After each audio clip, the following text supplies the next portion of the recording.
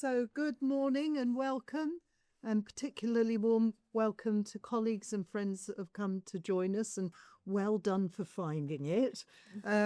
Some of our board colleagues haven't not yet managed to negotiate the sort of diversions and traffic works and all the rest of it. So there are a couple of people that we are still expecting to join us. So Sue Bolcombe and Mark Griffiths will be here in due course. We do have apologies from Roy Shubabrata, Martin Sykes and Sean Smith. I'd like to welcome Jill to her. Where are you, Jill? Oh, she's not in the room. Oh, there you are. Hello, Jill. It's Jill's first meeting with us as our governance guru alongside Lavinia. So very pleased to have you with us, Jill. Thank you. Okay, I think we will begin then with declarations of interest. Is there anything that people need to acknowledge in relation to today's agenda? Nope. Okay.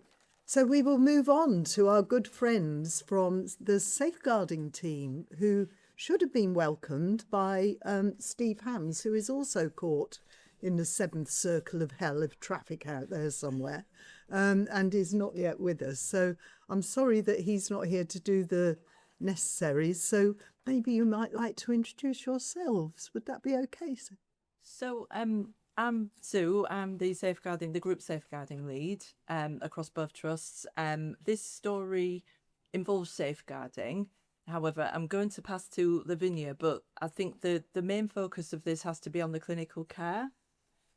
From our colleagues from Western General down the bottom there, Juliana, because it's a lovely example of compassionate, inclusive and person-centred care during a time of very, very extreme challenges.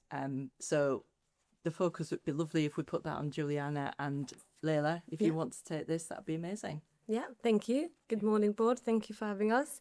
And as Sue said, today's patient story is not primarily about safeguarding. It's actually about the example of inclusive, compassionate and person-centered care we provide for our patient and deliver during a high complex situation, which Juliana will go into later. My role as the public and patient involvement lead is in the experience of care and inclusion team. We often hear stories of course, yes. So we often hear stories from patients about the importance of being heard and being supported during their care, but also sometimes there are moments where people feel unheard or unseen. So it's really important that we highlight sort of positive patient stories at board level to talk about the importance of person-centered care. And this story relates to an older patient with frailty and cognitive impairment, and who required not only our clinical care, but also inclusive, emotional reassurance and dignity provided throughout her care. So we felt it was important to bring the story to the board, but also share the great professionalism and hard and dedicated work of the Harptree Ward team in Western Hospital. But also the story highlights, as Sue mentioned, multidisciplinary safeguarding and partnership work in safeguarding along with clinical work. So we wanted to kind of share that example, and Juliana will go into that a bit more.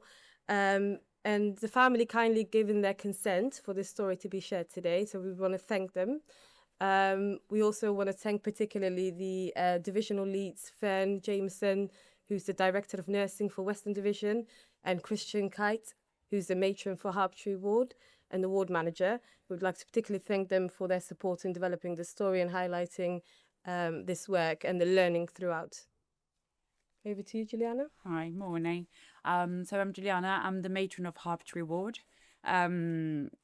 It was already well said that this is it was a very complex case that was managed on the ward, and then I would just bring some highlights and good learning successes. This story has also been shared in our division and in multiple forums, so I'll just go through that.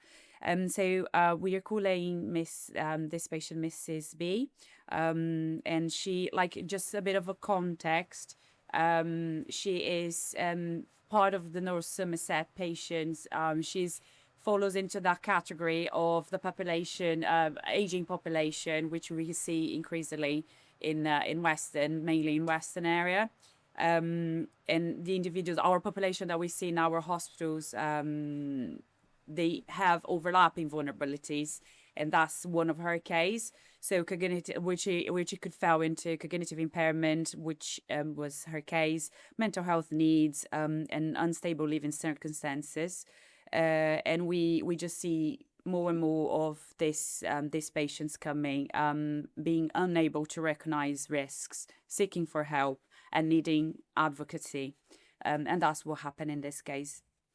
In this environment, so safeguarding is we fell, and you see through the story, and that's how we manage as responsibility of every member of the team, and not just some one team only to manage. So there was early recognition and strong coordination, clearly communication, and person-centered care.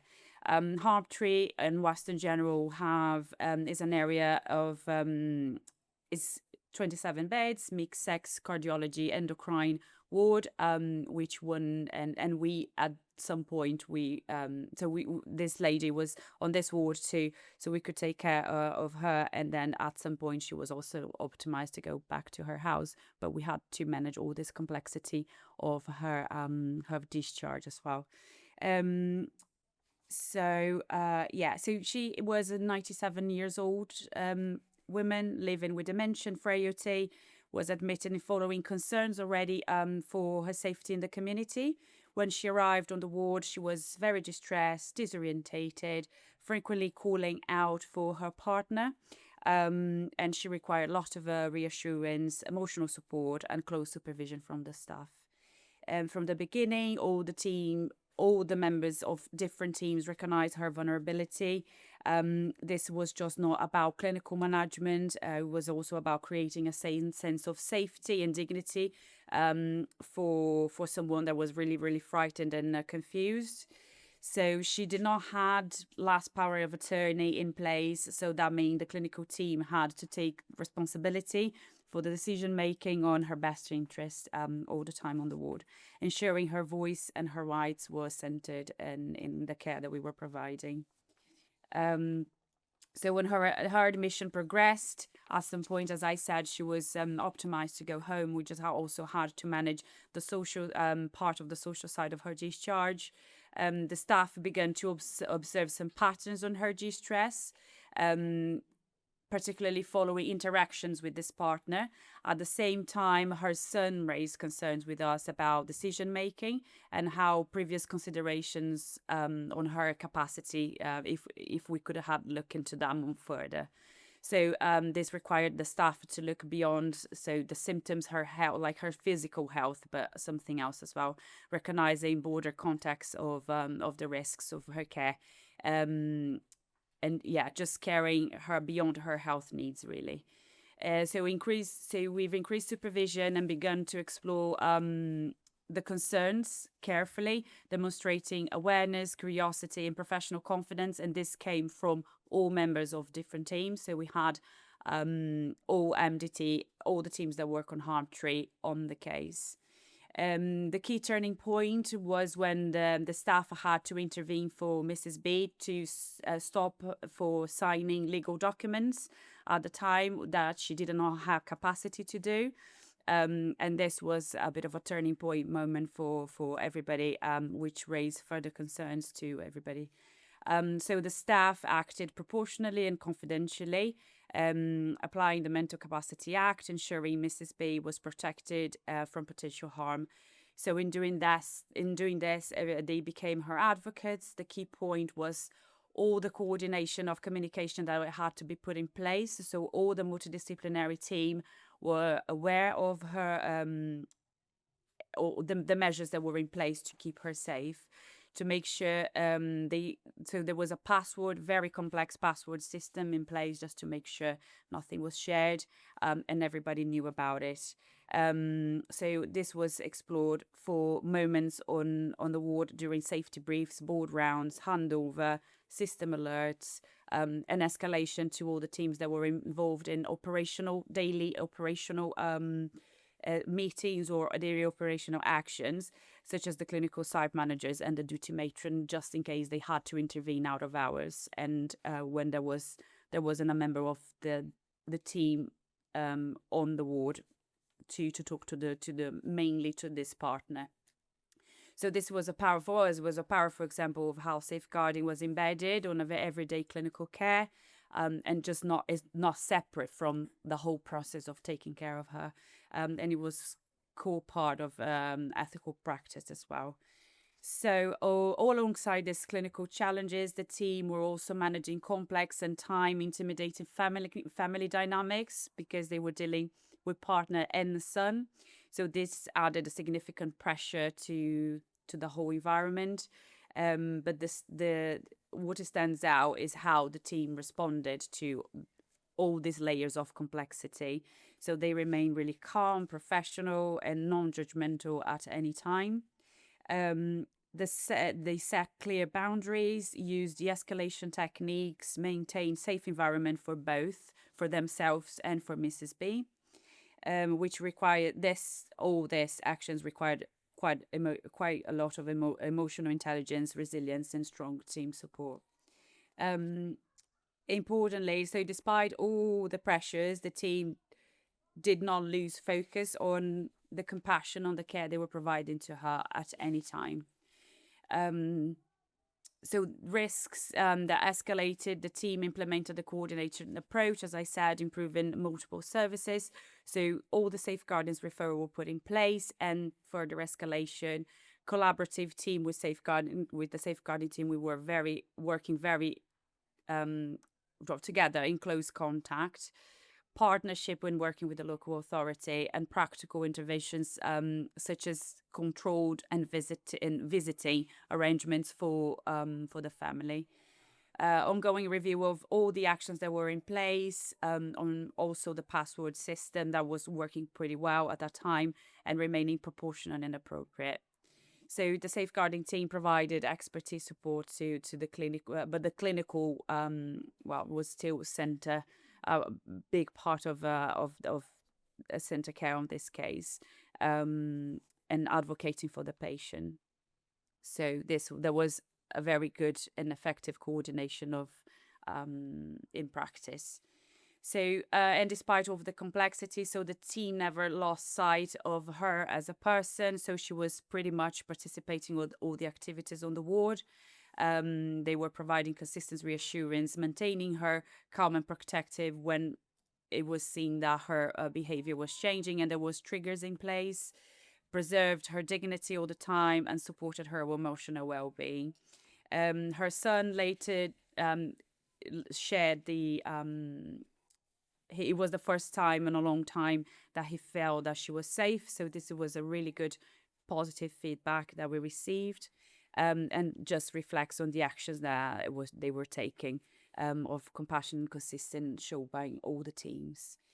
So the key points that we highlight from this story that we've shared in different forums. Again, it was the compassion and the safety as inseparable. So they were like walking together. There were two measures that were fundamental to her experience and her care, really. The early recognition of the risk, which was critical to put everything in place as soon as it was identified. The confidence in applying mental capacity acts and enable safe decision making. Effective coordination across the team, and managing family dynamics whilst delivering care, which was and the advocacy as a core responsibility to everyone towards her. Just a bit of a final reflections, because this is mainly what everything that we've done in a nutshell. So it's about how the care was delivered was complex and was a real world situation. That's why we're praising so much the staff and everybody involved. It shows that safeguarding is embedded on everyday practice, which is enable teamwork and support the expertise led by the clinical staff with support of safeguarding team at that time. So most importantly, shows that even most challenging circumstances, we still deliver care safe, coordinating, compassionate, and truly person-centered. So it just reminds us, the care in this particular case just remind that the heart of everything that we do is that our responsibility is to protect and support the care, just not for the patient, but for the person in a whole. And to the teams. So this is a success story, as I said, that it was shared to our patient experience group and in Western local governances to highlight the successful coordination of care and the very good positive feedback that we received from her son with the perception of safety that he felt.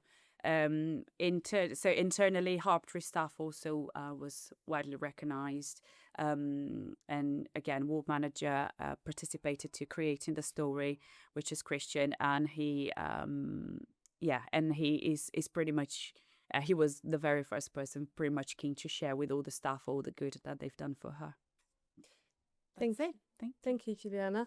So as you can hear, this is the importance of organizational culture in enabling staff to safeguard and provide person-centered care for our patients, and with the support of safeguarding teams. So I'd like to bring in Lena, who's the adult safeguarding lead. Morning all, thank you. So as Juliana mentioned, we work very closely hand on hand, and our responsibility is to provide support and advice when, especially with regards to this Mrs. B's case, such a complex situation where we support the clinical staff. And as we have heard the story, Harptree ward staff, they have done a wonderful job. They have done early detection of safeguarding concerns, which is really important in case of these complex situations, so that we can prevent further risk and harm, and especially when patients are in our hospital, so that we can see that they are safe in our care. So because of the early detection of the safeguarding concerns, they send a referral to us. So we have identified the risks and all the actions taken in a timely manner. And again, with regards to the partnership working, multidisciplinary approach, where especially in this case, we can see that, as Juliana mentioned, it's a wider team, collaborative working with different teams, and again, with the other partners of BNSSG. Local authority was closely involved in this case. So it was where we can see that when there is a collaborative approach, which is very effective, and we could maintain the safety of the patient, as Juliana again mentioned, patient at the center, she in the center of a holistic care and approach, and which really again supported the staff as well as patient's family and patient. And when it came to the, as we have seen in this case, safeguarding is not a standalone function. It's a core part of everyday patient's care. So we will support and advise the staff how to move forward when it comes to the safeguarding. But at the same time, the clinical team will be taking a lead on patient's care, which is really important as well. And the partnership working, which was really, really important. And in this particular case, we could see that good outcome of the patient's journey, where, different partners, and again, Western staff, like in us, Juliana mentioned, Harptree ward, they have liaised with all the other multidisciplinary team, which has given a really good outcome with regards to this particular case.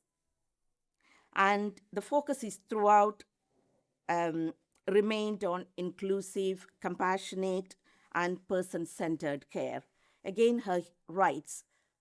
Throughout using the legislation, we could maintain her rights so that she was safe in our care. And we could, again, the outcome of this case was she was sent to a safe place, which is the good outcome where she was prevented from further harm or risk. I think again, just to wrap up, good multidisciplinary approach, good collaborative approach with a partnership working, prevention of, further harm or risk, early detection to put the patient's journey like a safe journey, safe route, and good outcome of the patient care through the safeguarding element as well, support. Thank you. Brilliant to hear. Complicated case. Yes.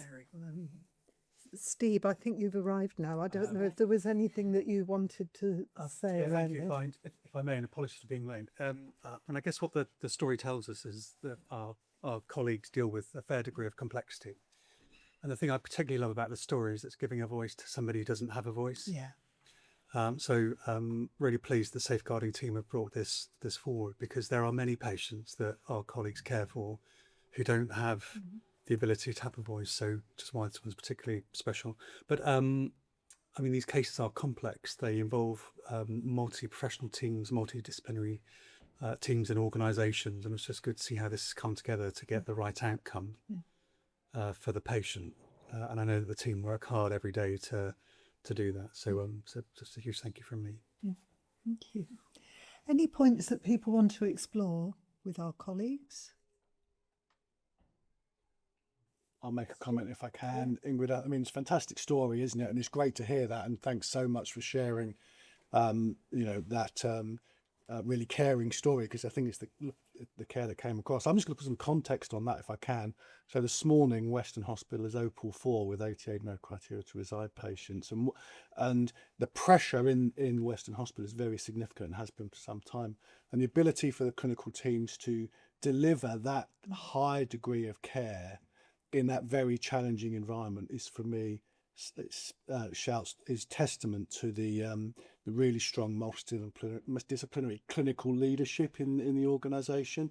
So I think a big hand to the clinical leaders across the piece for being able to deliver such care in what is a very challenging environment. And I think it also talks very strongly to how Western Hospital as a hospital has systematically just got stronger and stronger over the past few years. Yeah, that's well said. Thank you, Stu. Any other thoughts? I thought I saw another hand. Yeah, Paula. And was it you as well, Sarah? Right.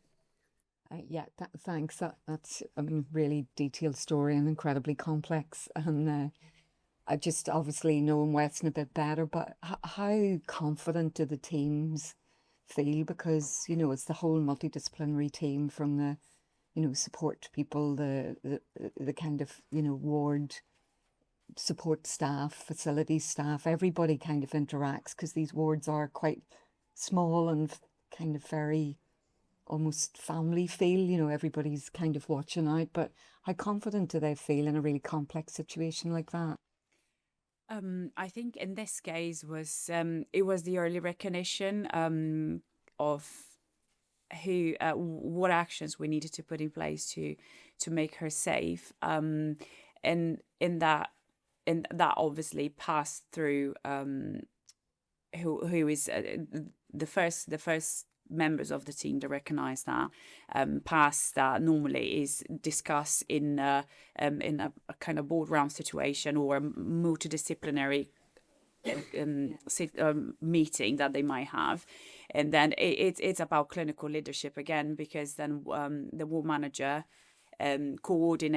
started to coordinate this response and put people, like every members of the team, involved.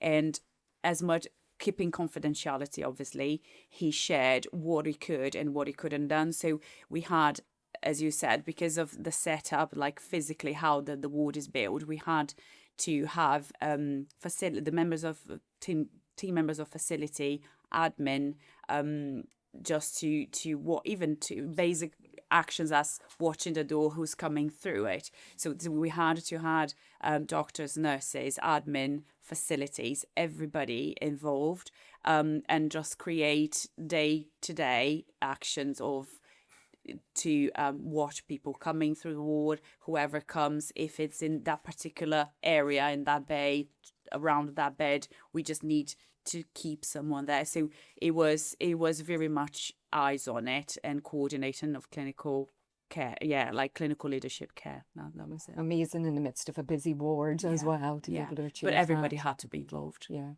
fantastic. Thank you. Thank you. I'm Sarah. I'm one of the NEDs. Thank you for providing this care to this patient who was so vulnerable. It's really good to hear about the amazing care that your team provided. So thank you very much. I was just asking about when Mrs. B left hospital and how that felt, because I can imagine your staff became very protective and concerned about her, and then you were handing her over presumably to local authority monitoring how she was going forward. So how does that feel, and how does that impact on the discharge process and on things like no criteria to reside? Because sometimes we want to keep people where they're safe, and in a less extreme circumstance, perhaps sometimes that plays a part in. Yeah. So best interest meeting happened as well to decide for the pathway for her. She eventually went to a nursing home, and then the team, actually there was more than one best interest meetings, because we just wanted to make sure everyone was aligned and agreed with the plan.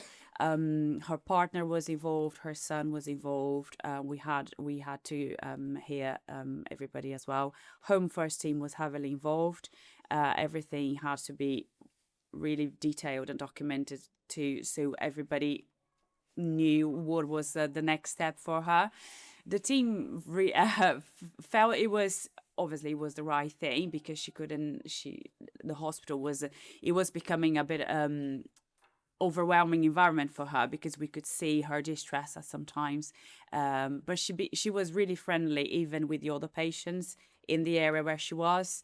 The staff was really happy, and just we had members of the team that was more involved in her care, that had the pleasure to say bye to her. They actually felt that they needed to, just to participate to her discharge as well. But there were multiple meetings that we had to sit together and to agree to if that was the right thing for her.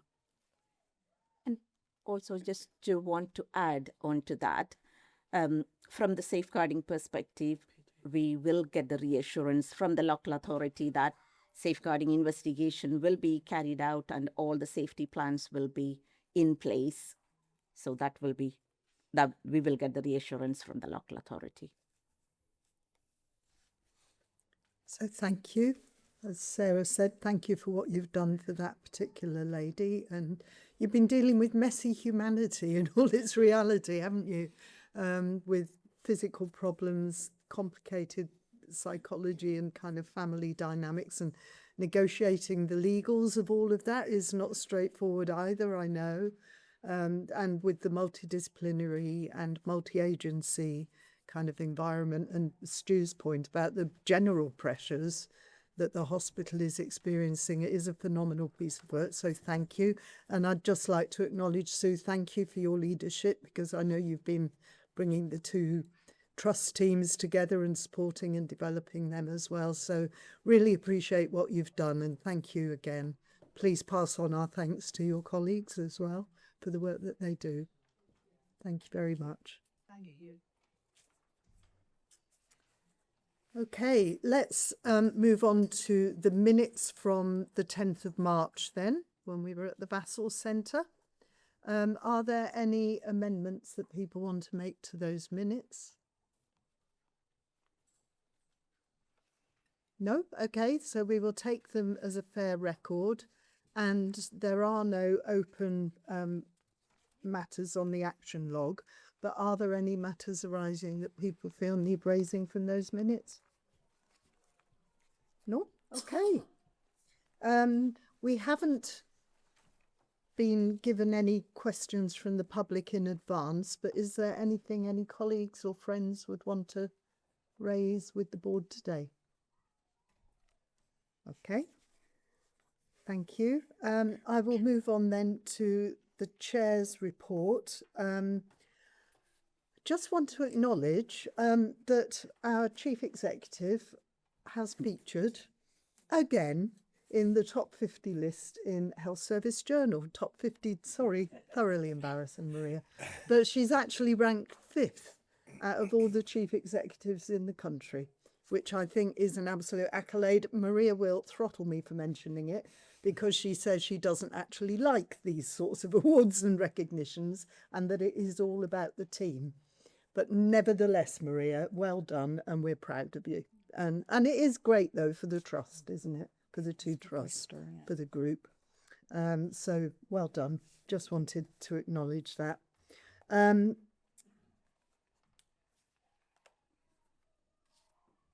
Also, just wanted to acknowledge that there are some extensions to various NED terms which have been approved by the Council of Governors. Good to see Rob with us here today. So you will get a formal update on that in your emails. But we will have the continuity that we need to be able to land safely on day one of hopefully the new merged organisation. As usual, there have been a number of internal visits. I was particularly pleased to go to see some of the teams that have been most recently going through the joint clinical strategy single managed service processes. So spent some time with people from the pain service and from trauma and orthopaedics, which was absolutely fascinating. So this time I was at the UHBW end of the spectrum, and next time I'll be going to MBT. But it was really great, Tim, to see the progress that's being made there and the enthusiasm actually for the work that they're doing and the improvements that are being made for the people that they're serving. I'd also just like to acknowledge last night, Steve. So I've got it here, actually, my little programme, a celebration of brilliance, which Steve organised on behalf of the whole system, actually, to recognise the contribution of nurses and midwives, because it is International Nurses and Midwifery Day, separate days, but cheek by jowl. In terms of the calendar. So that was a great event. Loads of nurses there. Sue was there. An amazing poem from the Bristol poet, which I hope we will be able to share around to our colleagues, Steve, because it was really very moving. Maria and I have been continuing to have meetings with different partners, notably with AWP most recently, but we've got similar meetings lined up with Serona and others in primary care. Some of us went to visit the locality partnerships chairs. Sarah and Paula and I had a fascinating conversation with them. It was really to talk about where we are as a group and our progress towards merger, but inevitably we ended up talking about all things locality, neighbourhood, partnerships, primary care, and the opportunities that there might be for us to work more closely in some of those arenas. And I know there's a follow-up meeting to that being planned very shortly. Again, we've been meeting with MPs, most recently 3 of them, including Darren Jones, who you will doubtless have heard on the radio this morning. What else is worth pulling out? Nationally, I suppose the Chair's Reference Group, which I've been invited to join, chaired by Penny Dash. It's looking at, it's reviewing the nature of the chair role across the NHS in the light of the 10-year plan and the new architecture that's beginning to emerge. So there will be a series of meetings for a number of us to contribute to that review. Also, I'd just like to highlight the appointment of a new regional chair for the South West, who is Dame Jill Morgan, who probably is known to quite a number of us, but Jill's got a long history in the NHS in very senior roles, both nationally and most recently as the chair of the ICB in Gloucestershire. So she knows that half of our system particularly well, but yeah, very pleased to be working with Jill. I know that Sarah and Martin, who isn't with us, have also been out and about doing lots of things. So I'm sure anything that you would like to highlight, Sarah, or any points that people would want to follow up from the report, very happy to do that. The other thing I would highlight, and I know Richard Gaunt and other colleagues will be also doing this, was I spent some time with one of our emergency department colleagues at UHBW on a shift, just observing and sort of noting the challenges, the amazing care that the staff provide, but the sort of ongoing issues with the estate, department that's quite disseminated in terms of where different bits of it are, and also we've heard about the very challenging circumstances faced by the patient in the patient story. Patients coming into ED with really, really complex issues. Richard and I were talking on the way in about drugs and alcohol and challenges of supporting people with issues with those. So that, I think, was the thing I'd pick out amongst all those other meetings with important people. That was the thing that really I wanted to highlight. Yeah, thank you, Sarah. So the report is for information, but happy to pick up any thoughts. Okay, in which case we will move on to Maria's report, Group Chief Executive's report. Thanks, Ingrid. Again, for information, there have been a number of appointments at leadership level now, confirmed appointments, and Elizabeth O'Mahony, who was the previous Southwest Regional Director, has now taken up her role as Finance Director for NHS England, with an interim role held by Sue Dehaney continuing as our Regional Chief Executive. A number of policy publications have come out, particularly around neighbourhood health. Lots of new guidance. ICBs are looking at how they're going to commission around neighbourhood health, but there are still, I suppose, some varying definitions of what neighbourhood health actually means and how embedded it needs to be, with perhaps a variation in definitions around place, local authority, locality. So still the terminology is still a little confusing, but part of the ICB's new role as Strategic Commissioner is to work alongside colleagues to determine the populations and the cohorts that they wish to provide some outcomes for, and then commission around those. So we wait as providers to band ourselves together to be responsive when those commissioning intentions come out. Confirmation that we remain at 17th and 25th position in league table NOF framework 1 and 2. Again, third and presumably fourth quarter, which is a really, really positive result.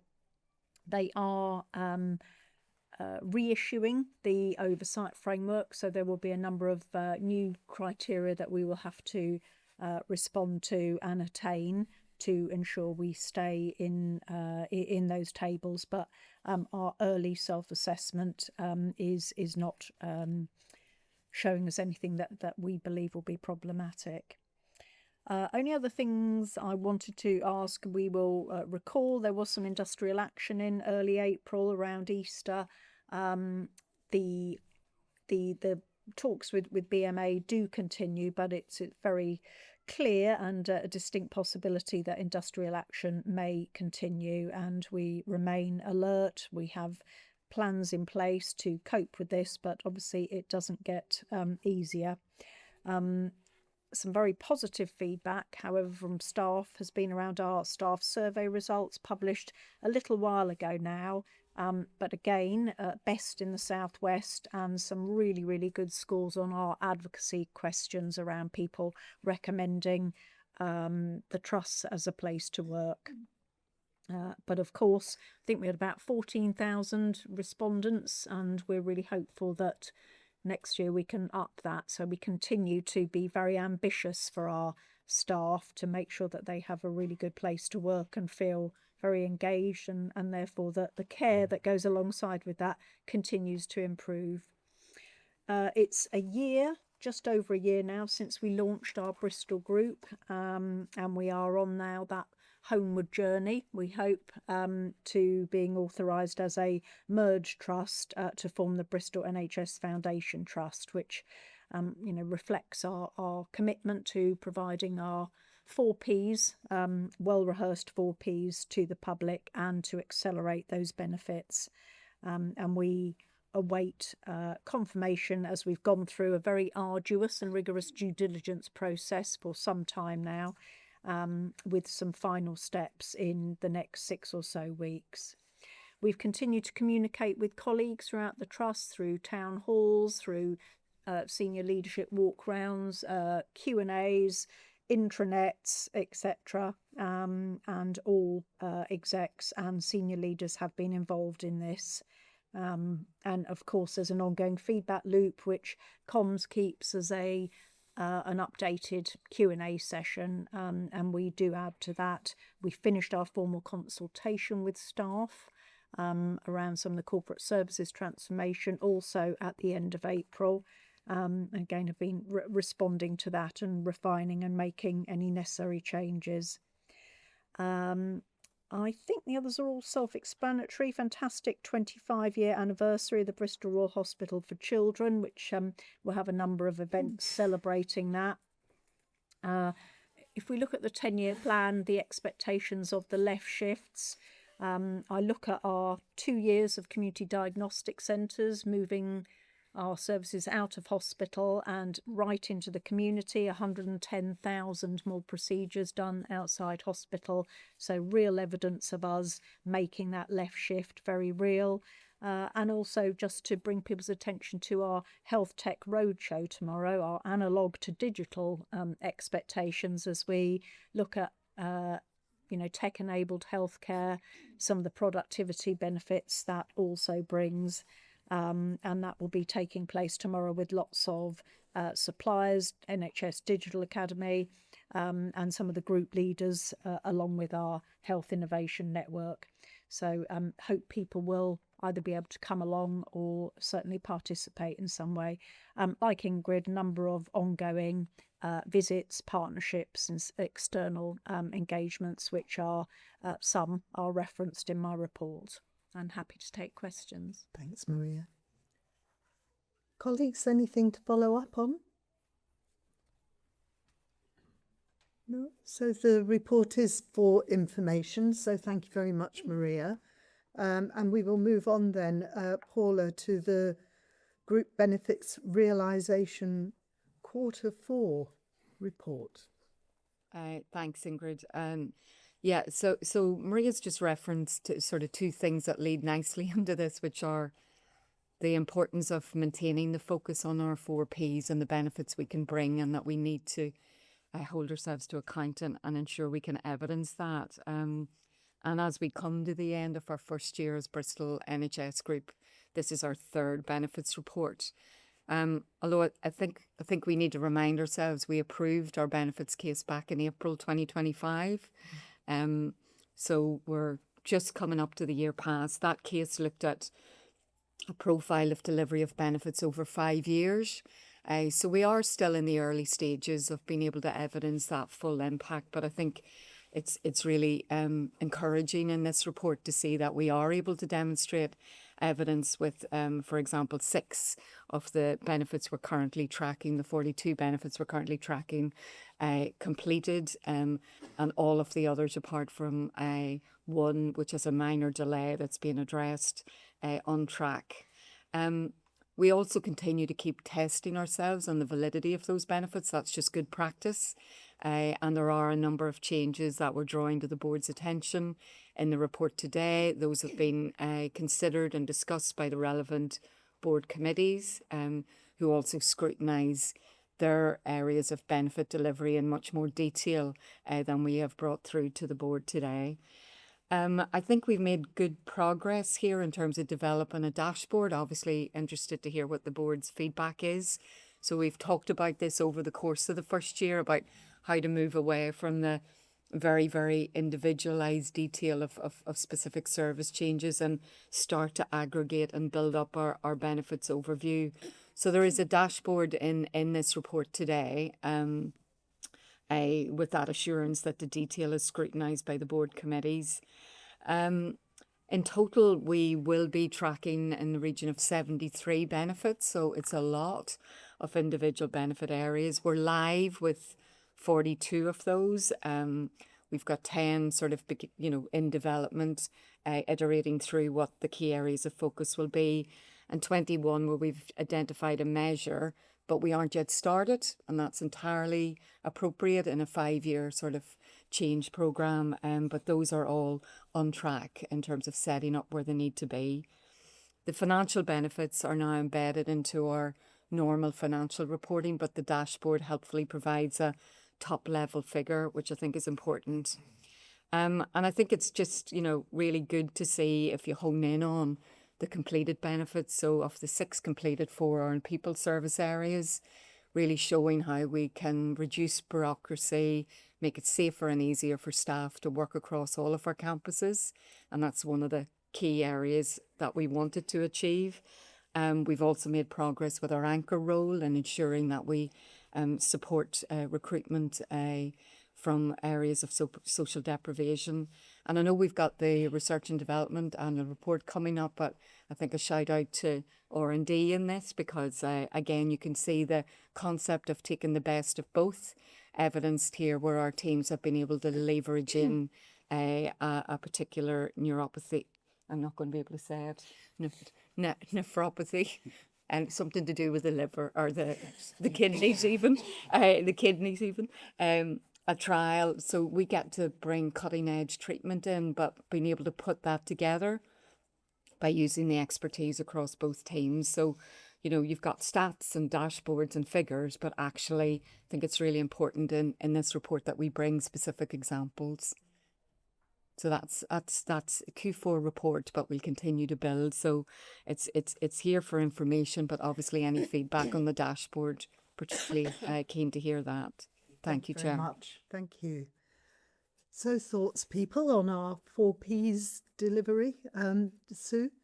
Paul, the dashboard's brilliant, really clear. I thought it, the way it is presented, it's easy to read and understand. Can I just go back to you said in the paper 63 benefits are confirmed for tracking, but 24 have a high risk of a non-delivery score.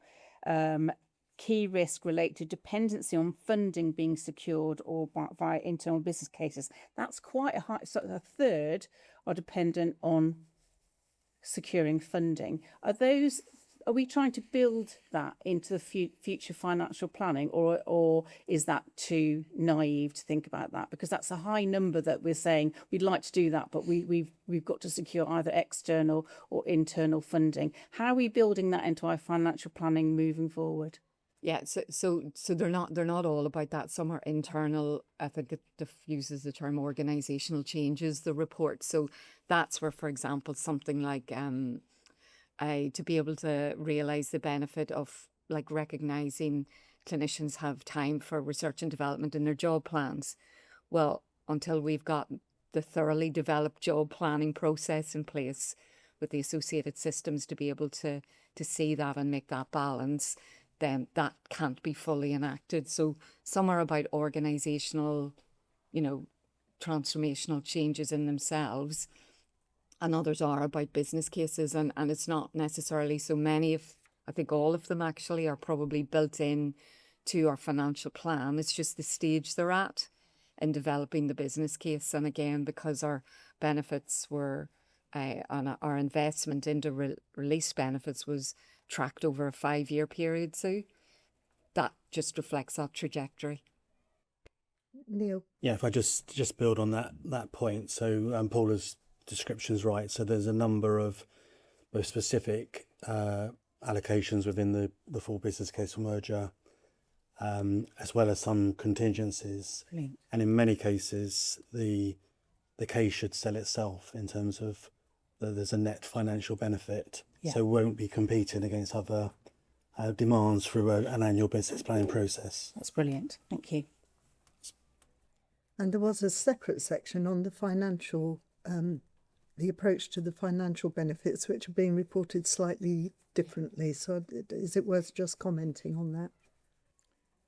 So the intention there is to incorporate it into our broader updates in terms of cost improvement and productivity. So during the course of this year, we looked at some of the merger benefits in isolation. The intention is that's part of the comprehensive suite of CIP reporting. Okay, thank you. Any other thoughts on this paper? Linda? Just one question, if I may. Really like the report, Paula. I think it looks like it's Power BI, is it? So it's quite flexible, can be used. My question is, who are the target audience for the report, and how widely do you intend to share what information at what levels going forwards to demonstrate progress, whilst recognising that some of it might be confidential or financial in nature and so on? Yes, it's a great question. I think over this year we've been really fighting our way with how best to report, and I think we were down in the details, so it was hard for people to really get a sense of what's been achieved. I think if there's a good response to this dashboard, we would want to work with communication colleagues to kind of use some of this. I mean, the alignment with the 4 Ps is one thing, but it needs to be brought to life then with some kind of case studies. So how do we do that? And I mean, our comms plan around the whole impact of the group is an ongoing kind of plan that does demonstrate where we're achieving benefit, but less in this kind of overarching measurement. I mean, I do think we could build some of this into our town halls, our communications back into the organisations, because it's not us, it's the people across the organisation who are delivering these changes and benefits. So I think that reflection back. So it's a really fair point to properly think about the audience. Maria also brings a regular report associated with this. It's now quarterly as well into the ICB, so that all system colleagues are aware. So we'll be able to sort of build this dashboard and make that more meaningful. That's a really good point, because I think most people have really grasped the idea of the 4 Ps, the benefits across, for those who don't know. It's about our patients, our people, our population and the public purse. So just in the encouragement that we're getting there's demonstrable progress, we're landing it would be really great. So great point, Linda. Anything else on this one? Sarah? Just a reflection, thanks Paula. We had a really good discussion about this at QOC, and I think we're very keen that going forward we'll see more sort of clinical outcomes from the work that's going on around reshaping clinical services, and that would be great to see that as the team develop those, and we can actually see where things are improving and how people's outcomes are getting better because of what we're doing. Yeah. And I think that is a product, isn't it, of the longevity of the plan and being able to mature and build and demonstrate some of those upstream kind of outcomes. So that's definitely an ambition that we have built in. So thanks. Okay. I'm not seeing any other hands. But it's really great to see the progress in a year. Because, this is pretty much a year since we formed as a group, isn't it? So this is a year's progress being mapped here. So I think, recognise the impact of what we've been doing. It's really good. So we're being asked to note the progress, but also to confirm that we like the dashboard. I mean, there have been positive comments about it. Are we happy with that as a way of presenting it? Noting Linda's well-made point about, getting it externally friendly as well. Okay, lovely. Thank you all very much indeed. Paula, you're still on parade for the merger update. Thanks. So the merger update, we last brought an update into the last public board in March. So this focuses on changes since then as plans move apace. So some of the key areas of focus obviously are really continuing to strengthen our assurance processes, that we are ready to safely and effectively come together as a single organisation. Those assurance processes include the statutory assurance by NHSE, their process is coming to a conclusion, and we will hear feedback from them in the next 2 weeks, associated particularly with their focus on. Just Scott. It's a test. Okay, good. Cyril said there may be one, may not. Okay, thank you. I'll keep going. They focus on particularly on quality and financial governance. So important that we are able to demonstrate that we've got the right governance, the right plans, and the right resources in place to be able to deliver a successful merger. And our assurance also includes very detailed internal processes with very detailed day one readiness trackers, year one readiness trackers. We have a series of gateway reviews. We completed 3 by the time this report was written, and we're considering the conclusion of a 4th gateway review at our merger programme board tomorrow. Gateway 3 and 4 have been tested by internal audit, so more independent assurance for us that we are on track, and happy to say that they have indicated there are no issues and no risks to proceeding with merger. Alongside those detailed plans, Maria's mentioned we've completed the 2P consultation, and Jenny's teams are in the process of collating the consultation response documents so that people know they have been heard, and we are reflecting back what we have heard and what we are doing to take on board their queries or comments. We're maintaining a really high focus on communication and engagement, particularly internally as we approach our target merger date.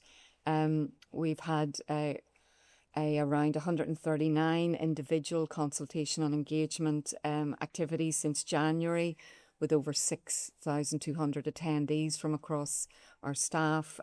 So that's allowed both in-person responding to queries, misunderstandings, concerns, ideas, but also it's been really gratifying to hear the excitement that some people have for coming together as one organisation and, being able to really, as they see it, remove some of the barriers that remain to genuinely being able to deliver that seamless, high quality care that they want to deliver regardless of site.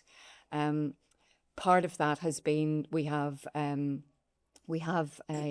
shared that on going ahead on merger, we would become the Bristol NHS Foundation Trust, building on our reputation and recognition internally and externally as Bristol NHS Group. And that's a key thing. It's really important for our readiness plans from a practical reason, but actually it's also responding to feedback from our staff who wanted to feel that they were stepping into something new rather than it being a sense of one organisation or the other kind of dominating. So that kind of symbolism is really important and very positive. So the committees this month going into May will be undertaking sort of final scrutiny of our readiness plans, that all our risks are managed and that we're well placed to make our final decisions on merger and recommend that up into the Secretary of State's department.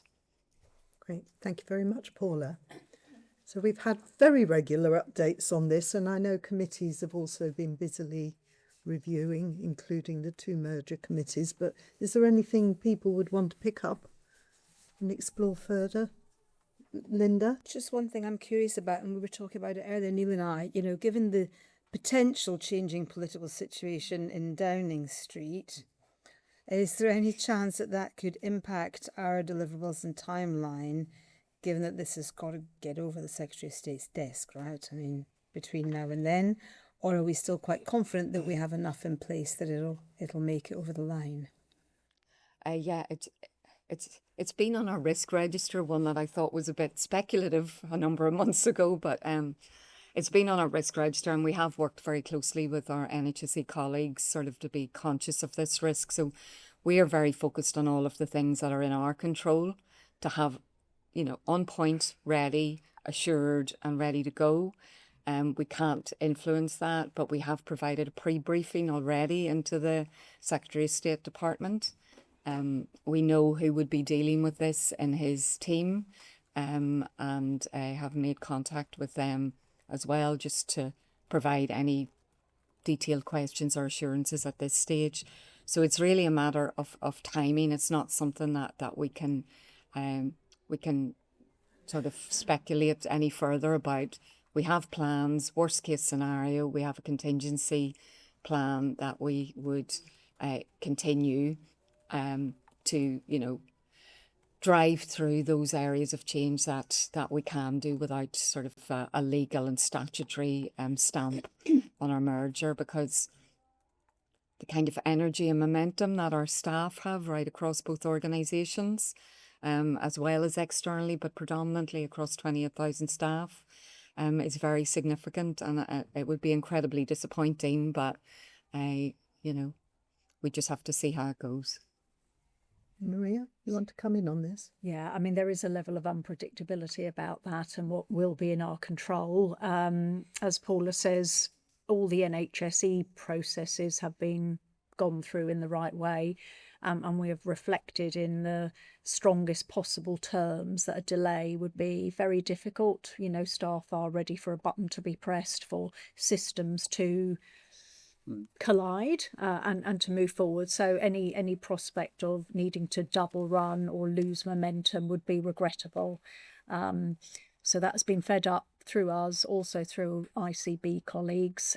But of course, there is only so far you can go in terms of influencing ministers, but we remain hopeful for 1st of July. I'm seeing no other hands. Oh, Sue. Given the important role governors are playing, I just wondered if you wanted to update us on the feeling and how they're feeling in terms of the assurance process. Yeah, thanks, Sue. So we've had really really positive discussions with governors, particularly in the last week. Rob's making me laugh now behind you. So that has been a continuous process, and I think it's actually been quite mature in that governors have rightly challenged us in the sense of their statutory role to ensure that we followed a robust due diligence process and that we're continuing to act in the best interests of the public and the patients. And so we've been able to provide them with more information and more detail to substantiate that. And really had some very positive discussions. So I'm happy to say that I think we are in a good place. We'll continue to provide briefings right up until the point that governors are also required to take a decision. Thank you very much. And thank you to governors and other colleagues that have been involved in that, because absolutely by statute, the merger cannot proceed without their approval. So really is an important part of the process. So thank you all very much indeed. This is for information and note, so unless there are any other comments at this point, we will move on. We're a little bit ahead of time, so is Sam with us? Yes, yeah. Oh, there you are. Right, hi Sam, come and join us. So Sam is here to help us with the Green Plan annual report. Neil, do you want to say anything to kick it off? Straight to Sam. Over to you, Sam. Well, I'd just like to say the sustainability teams are one of those groups of staff that are really excited about the merger. You've been effectively working as a single team across the trusts for probably a couple of years now. So we're keen for everyone to catch up with us. So yeah, it's really positive to hear about that.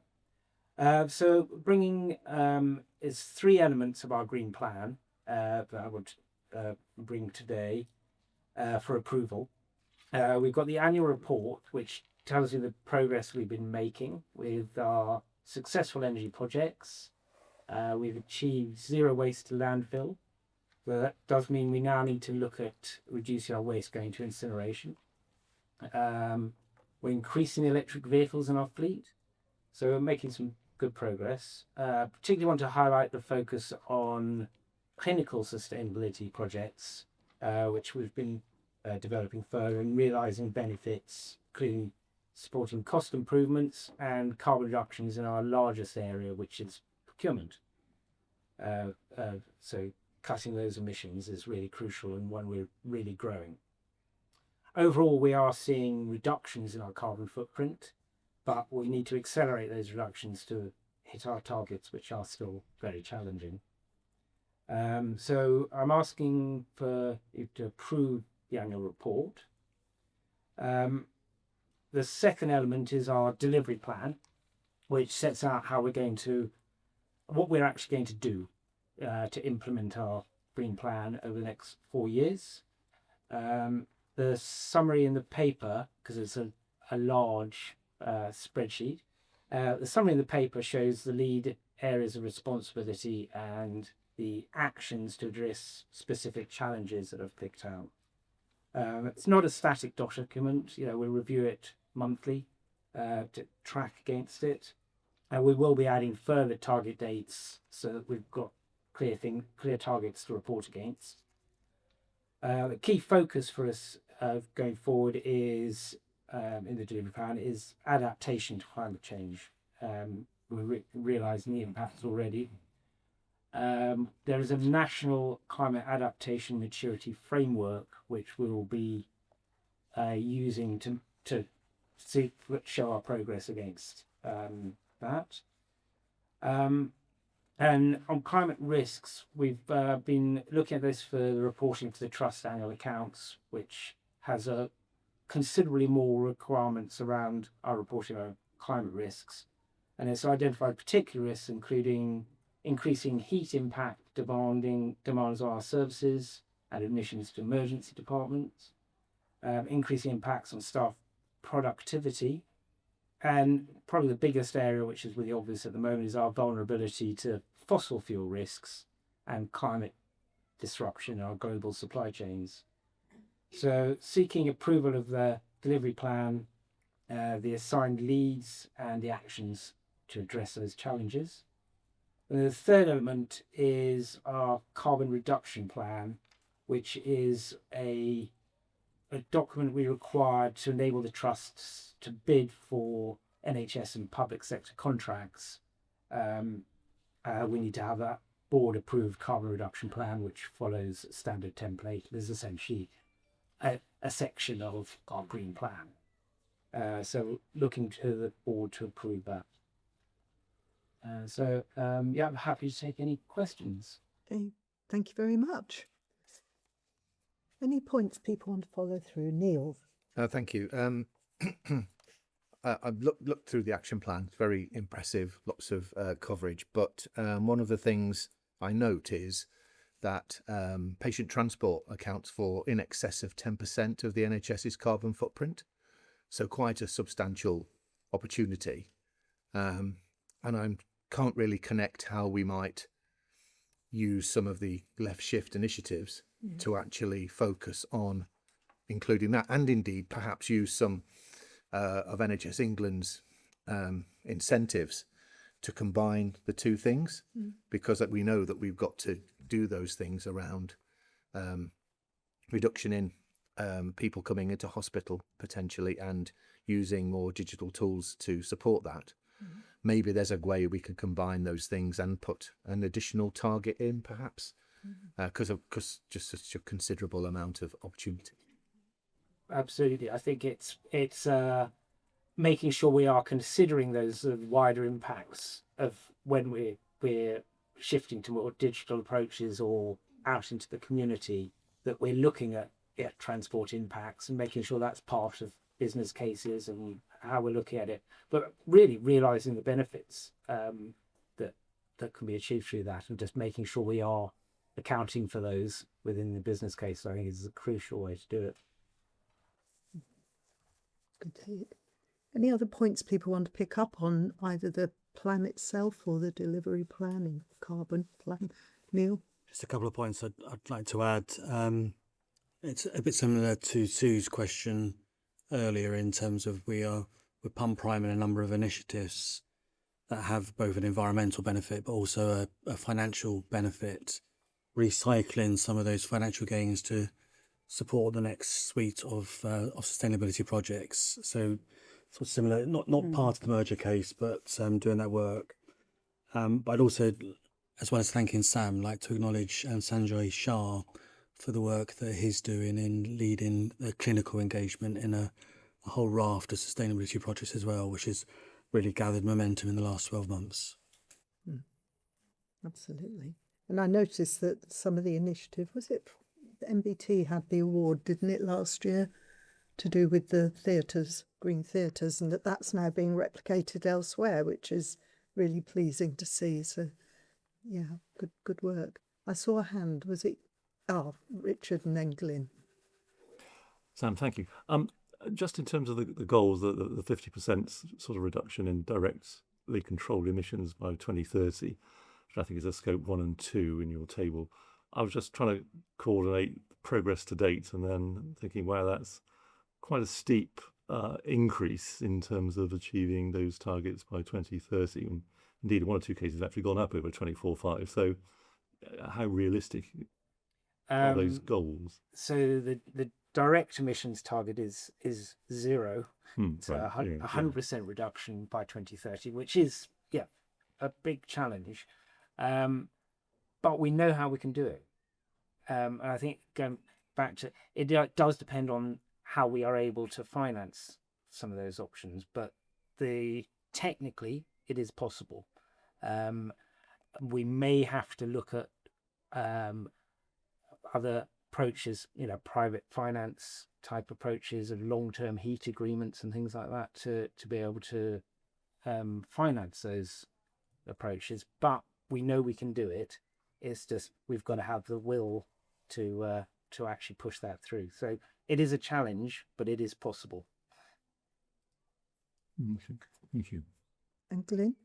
Yeah, I just wanted to sort of acknowledge the work that we've done here. That we've seen a slight reduction in tons of CO2 year on year.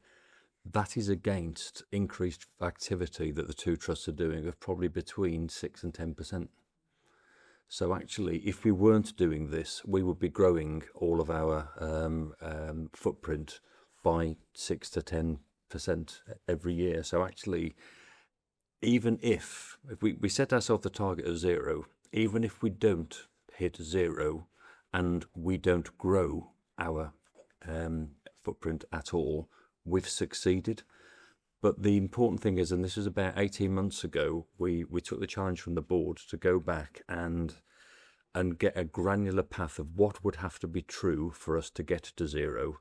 And the team have responded and they said, this is the route of what we have to do. Now, some of that's got pound notes attached to it, and we have to be well prepared. And I think we are. This is showing that we are well prepared to take a plan to all of the government agencies that have money to put behind this to say, we do know how to do this, and we need your support in doing that. And the next Salix grant is almost coming to completion with the heat pump of half of the legacy estate in MBT. So we'll be switching off another bunch of fossil fuel thing in the next couple of months. So it's a well-trodden path that we're here. It's fantastic that we've got the reduction year on year, but that without doing what we've done, we would have grown massively over the last couple of years. So thanks. Yeah, I just add to that the other crucial left shift to prevention is absolutely fundamental to this. If we are going to keep at 0 or avoid that increase, we're absolutely reliant on the shift to prevention and stopping people, helping people to stay well and out of high carbon hospital care is really fundamental to this. That's brilliant. Not seeing other hands. Sam, that was really, really encouraging. Thank you so much for the work that you and the team are doing, but also for the encouragement to us about looking forward to the merger and bring, the work that you've done to bring the two teams together already. So thanks for that as well.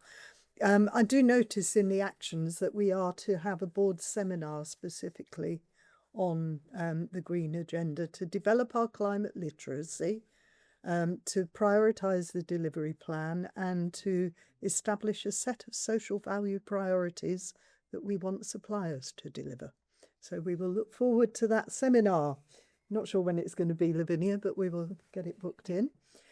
So thank you all very much. We're being asked to approve the annual report. Are we happy to do that? Mm-hmm. Okay, we're also being asked to approve the delivery plan itself. Happy? Yes. And the carbon reduction plan. Seeing contented faces. So I think all three of those are carried.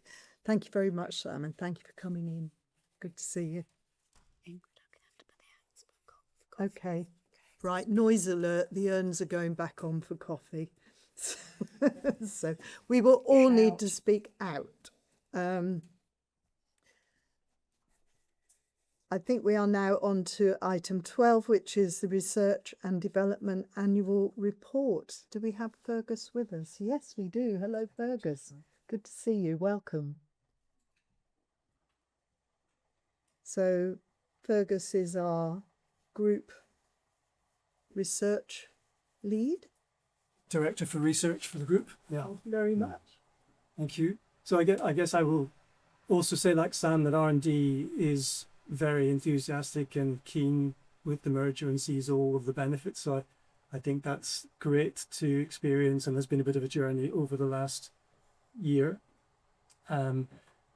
Most of the stuff I thought I would summarize is in the report. It's in the key points. So there's some very nice good news to sort of highlight. Fergus, I hate to ask you, but could you speak up a bit, because this urn is quite hissy. Sorry. Shall I come to Yeah, come into the bosom of the room Shall I here come in? somewhere, and then hopefully everybody can hear you a bit better. Yeah, thank you. Right. So most of the sort of points I was going to talk to you are the key points in the report, and some good news.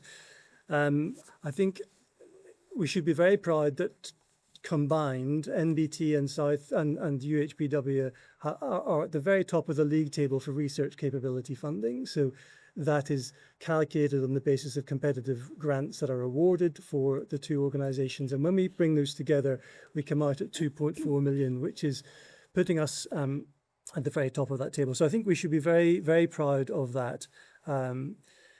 Secondly, again, it's sort of real achievements to be global first and European first and national first in commercial trials, and you can see the numbers there.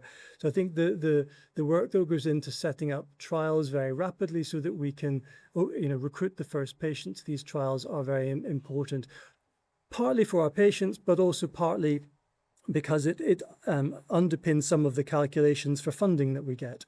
So, our delivery funding is calculated based on how successful we are at some of these performance-related metrics.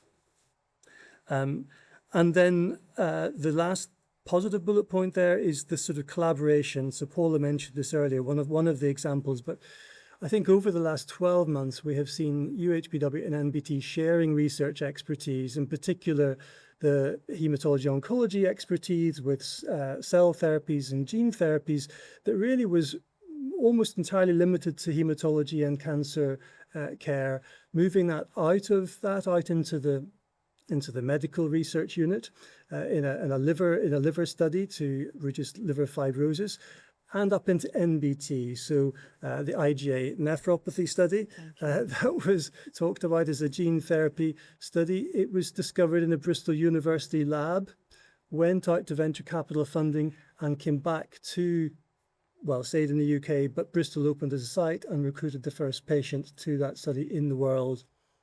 So I think those are some very nice stories that show, I think, the increasing cross Bristol working of colleagues. It was also lovely driving over here in the car to listen to Women's Hour, and Emily Houghton was talking, obstetrician and gynecology registrar, for about 20 minutes about the successful trial ASSIST-2, which has demonstrated the effectiveness of an assisted device for delivering babies that Bristol led on. Tim Draycott was the chief investigator. Emily's now the chief investigator, and that is being rolled out nationally and globally. So another R&D highlight, and great to get that airtime that I happened to hear as I drove over here. There are challenges, I guess. So we are required now to report on setup time. So for the Prime Minister, it is a priority that we grow our commercial research for the country. And in order to do that, we have to improve our performance in setting up trials and recruiting to trials. And And so the Department of Health and Social Care has been writing letters out to chief executives where there has been underperformance in setting up trials. We haven't had one of those letters, but our performance is, as you will see from the report, below national averages, and work is ongoing at both trusts to try and turn that around. I think the merger will provide opportunities here, and I guess learning and taking the best of each of the trusts and putting those into the way that we go forward. But I guess this particular, the focus on the merger, we will be probably pausing the setup work in order to make sure the merger goes smoothly, and then re-engaging with the setup work after July. And then the other sort of final challenge was the NIHR, the National Institute for Health and Care Research, changed its funding model late last year. And when we found out the new model, it turned out that our funding was going to get reduced by 7%. Which is on 4.4 million, that is £300,000 reduction at UHPW. NBT achieved a 1% increase, but we are finding that the rare disease, small numbers, paediatric studies that we do at UHPW are not getting recognised and weighted the way that we used to think that they were. We are going to have to adjust the studies that we take on if we are to try and avoid further reductions in delivery funding. So ever changing, I think the message is that we need to be able to pivot, we need to be able to adapt. And that's, I guess, the big takeaway for me from this is that having that flexibility and the ability to respond to changes in the national funding and priorities is going to be important. Tim, I don't know if you wanted to add anything to thank you. Thanks, Fergus, and thank you articulates this very well. I just summarise by pointing out that 14,000 patients across our organisation participated in research last year. That is phenomenal. And some of the statistics that Fergus has pointed out would be the envy of any Shelford Group teaching hospital. So we are very much at the top of the game in research. I'm always delighted to bring the research report to this board, and I trust that we can continue to do so annually, at least. Notwithstanding, we will need to perhaps report on the 150-day clinical trial setup more frequently, perhaps through a sub-board committee. There will need to be a little bit of investment, I believe, in the team moving forward as we pivot towards commercial trials. We have one significant responsible post for that. We definitely will need to grow commercial trials personnel in order to achieve these very rapid turnaround targets, and the government target is 150 days. But if you work with industry and if you work with pharma industry, they will be expecting a significant reduction in that number. Otherwise, they will pass us by and move on to the next centre in the UK or indeed in Europe. So again, thanks to Fergus for pulling this together, and also thanks to Fergus and his team for working so cooperatively during this merging experience. I can honestly say this is the team that has been extremely straightforward in amicably coming together and functioning as a single unit well ahead of our merger intentions. So thank you. Yeah, indeed. Any thoughts people have on the paper, Maria, and then Sarah? Thank you. Really heartening to see some of this work. I did just want to go back though, because it has come up before. Of those 40,000 participants and our commitment to reducing inequality, the representation of global majority colleagues within that cohort, traditionally fairly low. Have there been any specific efforts to try to engage those communities more productively? I think at a regional level, as you will know through Bristol Health Partners and the ICB, there are a lot of initiatives that are ongoing with the Research Ambassador Network and so on, so I think regionally there is definitely work that is happening. the NIHR has asked us all to develop institutional strategies for increasing inclusivity and patient and public involvement, and we are working on that at the moment as UHBW, but it will be Bristol NHS Foundation Trust. So that is pulling in on all of the, I guess while we are an organisation, we want to plug into all of the great infrastructure and facilities that are in our region. So I think that strategy that is being written at the moment has to be with NIHR by July. Comes up with a plan for how we are going to do this and how we're going to join up with the ICB and Bristol Health Partners and the Health Innovation Network and so on to do. So we don't have a metric on the diversity of our participants. We don't have a metric on the diversity of our staff, although we are aware of that. There was some work done with my predecessor who was able to pool numbers of patients by ethnicity and protected characteristics in our region as a one-off exercise, and that was taken to NIHR as a proposal for how they might do this nationally, and that has not been taken forward nationally. I think they are looking at one or two other ways in which they might take forward the measuring and counting so that we can improve performance. So that's a long answer to say that there aren't any particular actions at the moment on that. Okay. I suppose I'm perhaps looking at Tim in his other role as chair of Bristol Health Partners as well. Might there be more local initiative about how we can inspire, engage, to open up that? Yeah, thank you. So through the health partners, there's very active engagement with community groups and underrepresented groups who do sit in the board and do contribute to the board. As you know, David Wynick as we've referenced, was very keen on collecting this data, because unless we are data informed, we can't actually challenge behaviours. And we do record data as best practice that we can. Fergus has pointed out it's quite disappointing that hasn't been taken up as a national priority. But we encourage all new studies through Bristol Health Partners to record as much granular information as possible. It's a frustration, I think, from our group, from our NHS group, that the recording of even basic ethnicity data is very poor in our patient record, and therefore translates into the research record poorly too. It is a frustration and something which we are very actively working on. Any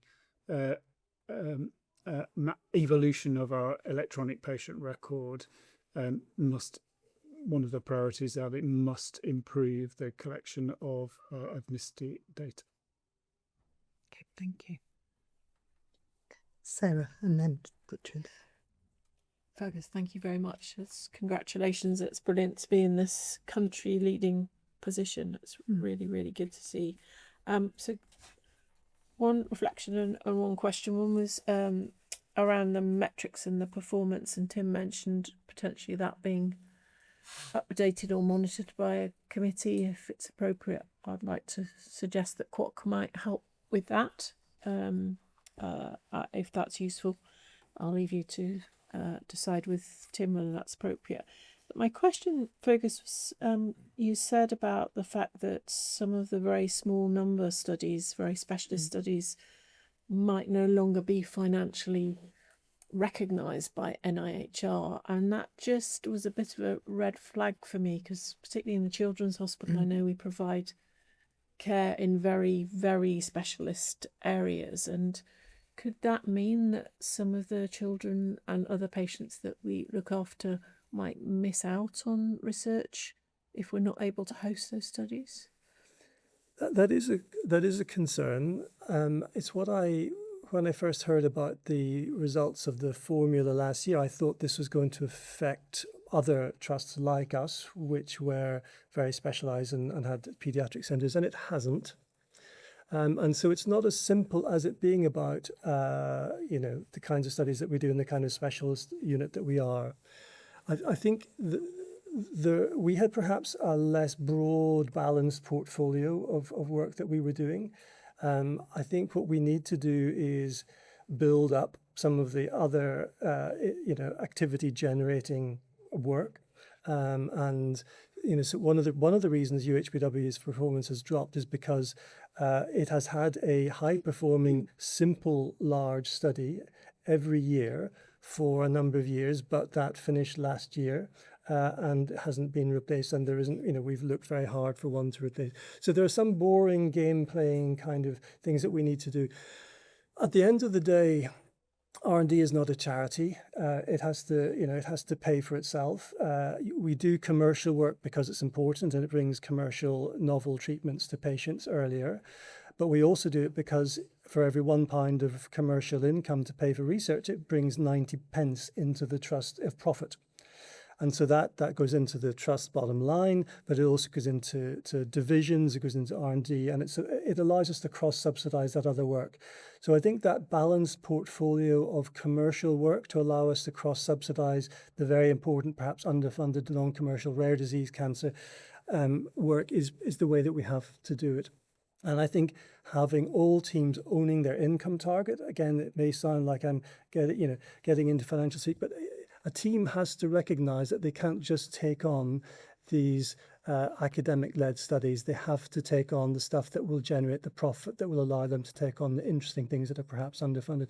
So I think everybody understanding that if they want to pay the nurses' salaries in their delivery team, they have to take responsibility for the income that they generate. And I think it's an educational exercise. It's a balanced exercise, and I think we just have to be selective. I don't think it will lead to a cessation of those opportunities for children or people with rare cancers because it hasn't done elsewhere.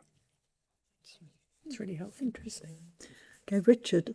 Yeah, no, thank you, folks. I was just trying to look at the sort of activity-based new funding model and the number of participants, and I was just looking at the graphs you helpfully provided, and UHBW, although they're bigger than NBT, have got less participants. And that particularly stands out in women's and children's, where NBT's got over 6,000 and UHBW's got less than 1,000. I was just trying to understand the broad reasons for those differences. I think it comes back to what we were just discussing, which is around certainly that is the explanation that I'm given, that the two hospitals have different types of studies that they're opening. UHBW has increasingly moved towards rare diseases, small numbers, paediatric, hematology, oncology, cancer stuff that recruits one or two people a year and follows them up for 20 years. And if you look at the bars, the sort of stacked bars within some of those, they are, the sort of observational stuff, the non-commercial stuff within that is often contributing a lot. And those are sometimes the bigger studies, which are maybe not intervening. They're not, randomizing people to drug A versus drug B. They're just observing people and following them forward. So some of those are much, much easier to recruit to. They're the later phase trials or the observational studies, which are, you may be aiming to recruit 1,000 people or 10,000 people to. Whereas if you're doing early phase stuff, first in human stuff, you might be only aiming to recruit 1 or 2 people to. So those are very different studies. And when you put them into 1 or 2 graphs like this, you lose some of that nuance, which UHBW does have to turn around its performance. It needs to be aware of how, and I think this is where the merger is very useful, because I think it shines light on the differences between the two organizations. We can take the best from the two organizations, and the two organizations are very complementary. UHBW does a lot of phase 1, phase 2 trials, early first in human stuff. NBT does a lot of later phase 3, phase 4 trials, sort of bigger later phase stuff of established medicines, lower risk. Together, that's really strong, but it does look very different on a table of numbers of people recruited like that.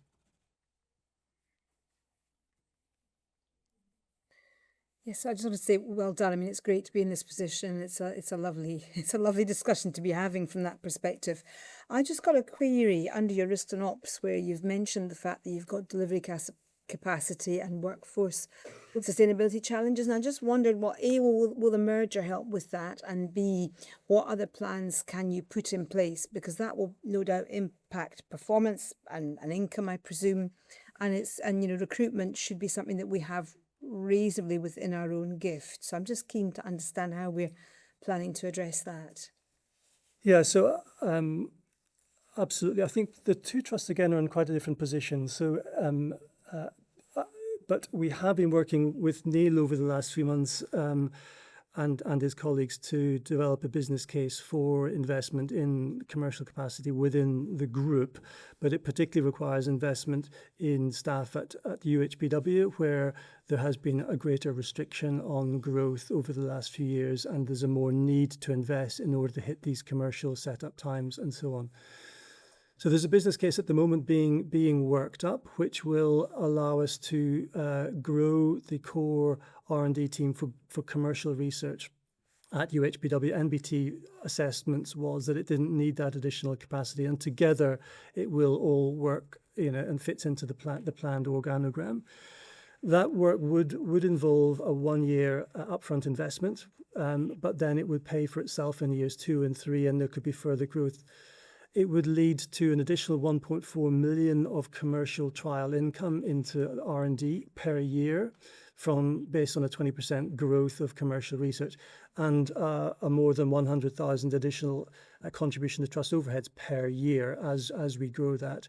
So building up that business case, that financial case for a little bit of upfront pump priming investment in order to be able to take on more commercial trials, have them open longer, recruit more people to them, generate that profit, and then feed that back into the trust, but also feed it back into R&D and the delivery teams, and to grow. So I think it's a self-sustaining model for growth, and you're quite right to point it out. The second thing you raise, I think, is around how the control that we have over staffing and appointments to posts. And I think that is something where, again, there are differences between the two trusts in terms of how R&D has set that out. They're organised very differently. NBT is very centralised, so all of the delivery of R&D sits within R&D, whereas at UHBW, each division has got its own delivery team, and therefore, if there's a vacancy in cardiac surgery or the cardiac team, that goes through a vacancy control panel that is less familiar with R&D, and so we've found that it has been very challenging to get vacancies filled through the UHBW mechanism, because there isn't an R&D person sitting there explaining why this is different from a clinical post. It's funded externally, it's funded by commercial money, it's funded by non-commercial NIHR funding. So I think one of the big things after we move on from the business case will be to try and find the optimal way to arrange vacancy review, vacancy control that will allow us to recognise the difference that R&D is in, and the need to have all the due processes in place, but to have somebody who understands and takes responsibility for those vacancies and meeting the income target for those posts. So it's work we've definitely recognised needs to be done. Neil might want to come in and talk about one or both of those things, but thank you for the question. If I may, and thanks, Fergus. So the business case described is fully developed, and Fergus has been very generous not highlighting it. It's been with me for the last couple of weeks, so down to me to respond. And part of the what we want to achieve is more freedom to act for R&D. So we're aware of processes, but if the business case is supported and the post is within the business case, that is the approval we'll need. And then the final part, and Fergus again described this very accurately, and it feels like I'm using the same response I've used a couple of times today, but within the full business case, we have that level of additional contribution as the target. So we just need to assess whether there's an extent of pump priming to give us confidence about that level of contribution being earned in future periods. So again, it links very closely to a case that the board has seen in the past. Thank you. So excellent report, Fergus. Thank you so much. And thank you and congratulations actually to you and to the team for getting us to that top of the table on the research capability funding. That is extraordinary achievement. So brilliant. And actually just listening to the conversation, research is really ticking all the boxes around our 4Ps, isn't it? Because the clinical work is benefiting our patients. Our people are benefiting from the excitement and the energising effect of being able to undertake this research. Probably, and in response to Maria's point, more to do on population in terms of inclusivity and the global majority engagement in our research, but nevertheless, big benefits to the populations we serve, and there's a benefit financially. So absolutely brilliant work. Thank you so much. And thank you, Sarah, for your offer. And we'll see where that lands in terms of tracking through the setup times for trials KPI, because that does sound really important in terms of the commercialisation of some of this work and really getting it to fly even further than it already is. But thank you very much indeed. And I'm so glad that the merger will help. Yes. Excellent. Thank you very much. Okay, I think we are due to have a break, so I suggest we take 10 minutes, so maybe reconvene at 5:02. Is that okay, folks? Yeah. Brilliant. Thank you.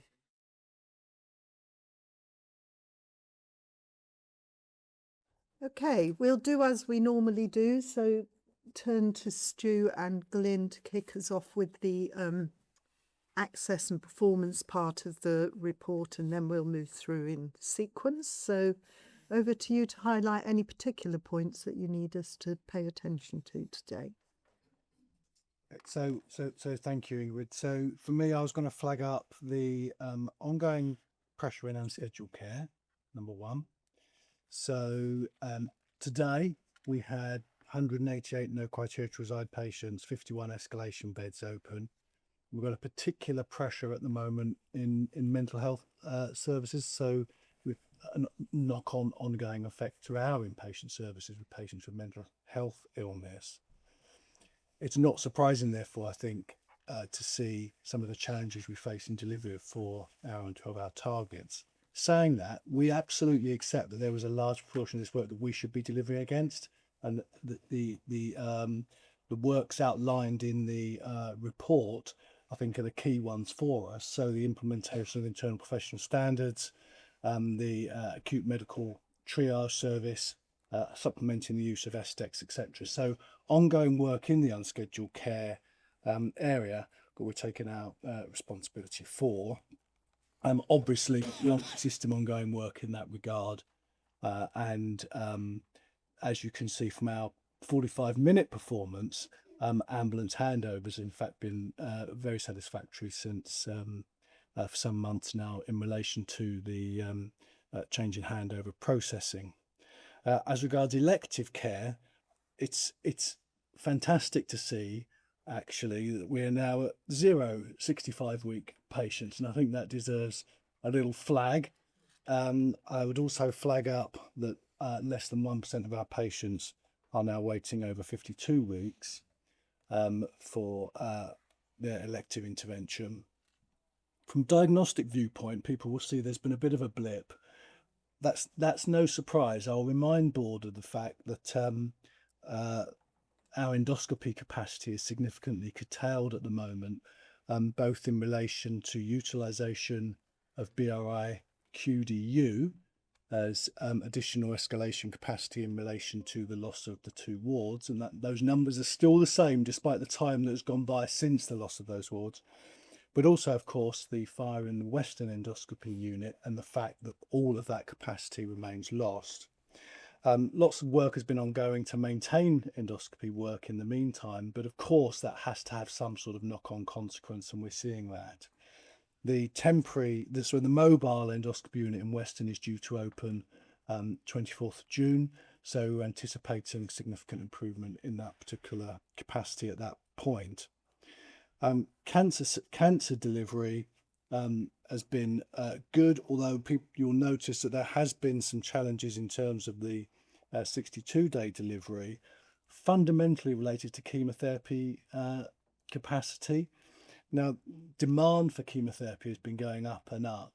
And as you know, we are working not far from here on the South Bristol Community Hospital chemotherapy unit. The opening of that unit has been delayed over the last few months, as board will know, and I still I'm afraid that that's not due to open till November. So we're pushing that as much as we can. That the increased demand for chemotherapy has been discussed at things like the acute HSIG in terms of looking at how system can respond to that. But nevertheless, that's I think one of the main drivers for the demand in 62 weeks, although the other cancer targets are all being met. So that's it. That's all I was going to say really, and just to give a sort of summary of our current elective situation. I know Glyn will come in, then happy to take any queries. Okay, thank you. Let's hear from Glyn first, then Glyn. Okay. In a similar vein, then we are currently is 184 no criteria to reside patients, and in about 60 escalation beds across the hospital. So no criteria to reside back up at about 21.6%. UEC, if we look at the year-end position, because we're sort of looking at the full year position here, we're about 4.5% improved year on year. We didn't reach our plan levels, largely driven by no criteria to reside, but we are 4.5% better year on year over that on that 4-hour target. For RTT, we were about 1.5% away from our original plan level. However, again, that is a 7% improvement year on year. So another good step up in terms of our level of performance. We had one patient over 65 weeks who is a complex DIEP patient, where we've had workforce issues in terms of getting the complex plastic surgery, DIEP reconstruction, all lined up. That is now booked in for this month, and so that will fall off. We have 52 weeks. We were well below the 1% of patients waiting for more than 52 weeks. We were down to just 40 patients at the year end, and we have plans in place now to start eating in so that we don't challenge that 52-week window at all. Cancer is the area where we didn't see the uplifting performance that we were planning for and expecting. And again, I've talked previously about many of the cancer sites we are delivering and over-delivering against targets. We have 2 high volume areas around breast and urology where we have some challenges. We have reached out to region and through our Southwest, the SWAG cancer group. We're not getting the support we were hoping in terms of trying to address the late referrals that we're getting. And so we are regrouping around how we do that now and start to pick that off with the individual providers. Because what I intend to bring here for your assurance is that we are doing all that we can, and for the things that are out of our control, the organisations that are driving the things that are out of our control. Because I don't think it's fair that we sit here and that you aren't assured that we're doing all that we can within our gift. So we will start to get that information together as we roll into the new financial year. On diagnostics, I'm delighted to say that as we close the year out as the top performing trust for diagnostics, with 0.4% of our of our diagnostics being done outside of the 6 weeks window. So delighted with that. There is a little bit more to talk about around UEC, but I think it makes sense to talk about that on the next paper around corridor care, and so I'll sort of bring that back there if I may. Yeah, so it makes sense. Thank you. Great to hear about the diagnostic. Any thoughts, comments, questions on the responsiveness part of the report? Mark? Thank you, Chair. Thanks, Glyn. The diagnostics, again, just to commend on that, and I think it's whatever we can share across both trusts, notwithstanding there's been some challenges across the other kind of organisation. Is there anything more that we can do as NEDS, or is there anything more we can do in terms of the SWAG situation, in terms of that connection with partners, in terms of delivery, or, you know, is there anything that we can challenge or raise or say? I think if I can put that offer on the shelf until I bring back the data, because I really want to show which organisations are referring which cancer sites at which how late in which pathway, to see how we can then, because we can try to deal with them through specialised commissioning and go the contractual route, and we can try to use any soft relationships that we have to try to help people understand, because these are patients at the end of the day, whether they come from Exeter or not. The fact that they are a patient who is being seen outside of the window, but the unplanned nature of that is also then putting BNSSG patients, pushing them further down, because everything's done on clinical priority. And so what I'd like to try and say is if we can't improve that fast early stage diagnosis, and we're going to receive patients in breach, then can we plan for that so we can staff for it, and we're minimising the impact that we can have on that. So I will bring that back and put it on the shelf. Thanks, Glenn. Thank you. Thank you. I'm not seeing other hands. And as you say, we'll come back to UEC under corridor care, I'm sure. Steve, Tim, anything to highlight on the quality and safety element? Yeah, thank you, Chair. Just two things, if I may. One is complaints. And we're still focusing some areas of improvement here, both in terms of understanding the nature of complaints, but also our responsiveness. We'll see in the last couple of months there's been a fairly seismic increase in the number of complaints. We are seeing the use of AI quite significantly now through complaints, which is adding a level of complexity and depth to complaints. And of course, we are also using AI to work through how we can respond to complaints in a timely way, but it is nonetheless an area of focus for us to understand both complexity, but also to ensure that we are responsive. The PQSM for maternity for both organisations is in the pack. These have already been through the Quality and Outcome Committee, but I did just want to highlight that one of the slides detailed in the UHBW report demonstrates that the overall performance against the 3-year delivery plan for maternity, and it was a helpful reminder that our system is actually the best performing maternity system around the 3-year delivery plan. A couple of areas for us to focus on, but actually I think just to acknowledge that collectively across the system we're working hard to ensure that we deliver good maternity outcomes, recognising that it's a challenging environment for our colleagues to work. But rightly high expectations from women and local people for maternity services. So I think it was important just to note that. Happy to take questions, Chair. Okay, thank you very much. Anything to add, Tim, from your perspective? No, to pick up our colleagues' last board asked me to look into more detail to why there is a variance between the VTE risk assessment performance across both organisations, and the team are drilling into that in some more detail. I don't have all of the answers today, but just to say one of the key lessons learned is that there is a difference in the way that we have cohorted patients who do not require a risk assessment across across the two organisations, and they're very different. So we think that that is one of the explanations. But my colleague, Dr. Bradley, is doing a piece of work to actively find the answers and resolve this issue for us. Okay, thank you, Tim. Thank you for picking that up. Any questions from anyone? Okay. Would really be good to see something different about complaints. It feels like that's been quite persistent. And I hear what you're saying about AI and the impact that it has both ways in terms of complainants and our response ability as well. But it feels like it's something we ought to get better at, and it feels a bit stuck. Don't know quite why.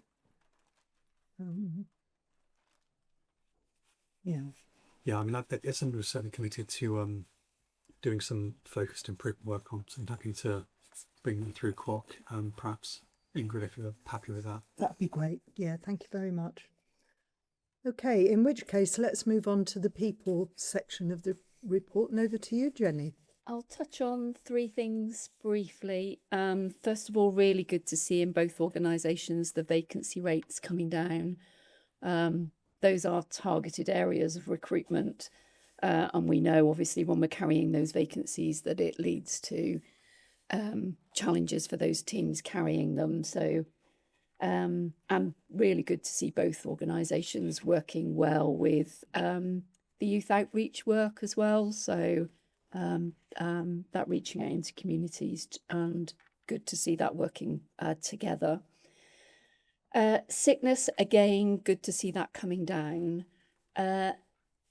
This is an area where we'll continue to focus during 26, 27, and in particular, getting underneath sickness management and into the determinants of absence. So really keen to progress that work, and the team are working on that at the minute. So you will continue to see us try to improve our sickness position.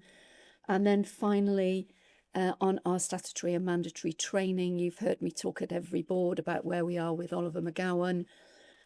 Group executive signed off a proposal for drafting divisional objectives with trajectories, which we're in the process of just finalising, which will then be overseen through the SDRs. So have started to see an uptick in performance, but we need to see a measurable change, which we're hoping this process will achieve.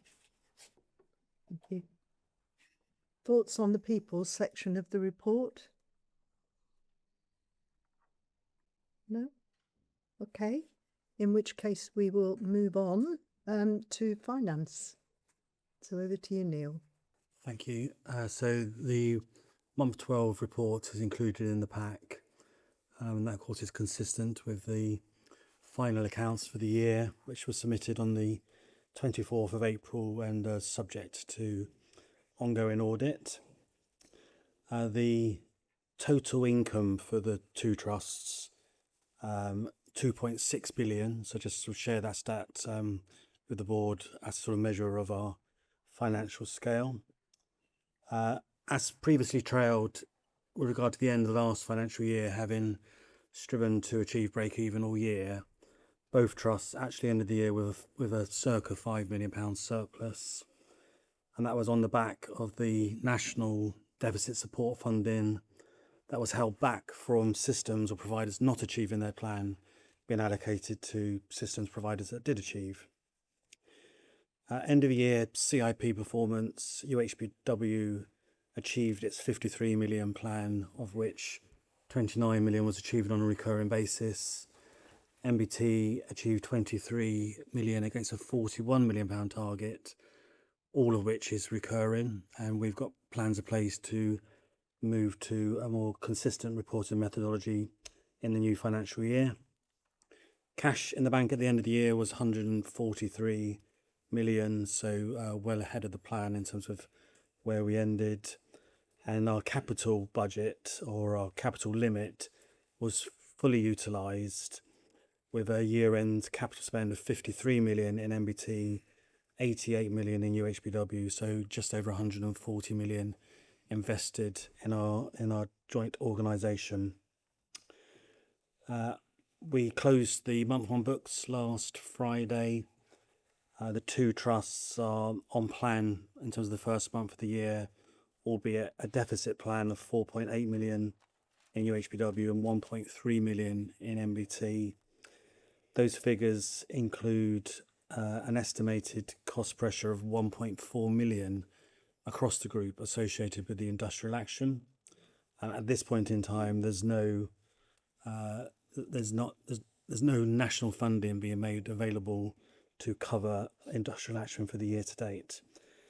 And in terms of the key issues challenging the trust in terms of financial performance, it will be around CIP delivery during the course of the year, but also based on month one, shortfall in elective activity in UHBW that we'll need to make sure that we turn around promptly in the new financial year. Thank you. Okay, thank you very much, Neil. And fantastic achievement to get those year-end results. So thank you very much indeed to the whole team for achieving that, because it's everybody's effort, isn't it? But really great, thank you. Any questions, comments on the finance element of the report? No? And thank you for the heads up on month one and how it's beginning to look. Great. Well, in that case, the report is for information, and we will move on to the corridor care. So there's one for each trust, a report for each trust, but there's quite a lot of overlap, obviously, between the two. So I don't know quite the best way to handle this, chaps, if you could advise. I'm happy to kick off. Yeah. And you've noticed they are indeed done in entirely the same way, and that was, of course, wasn't an accident. Yeah. So NHSE have, in March of this year, set new standards as per the covering note for the reporting, the governance, the assurance, and ultimately the elimination of corridor care for well recognised reasons, of course, related to patient experience and patient safety. Those standards have come through from GIRFT with a corridor care improvement guide. We have worked our way through these standards, both sites according to the same methodology, and compared the prior situation to the one outlined in that correspondence.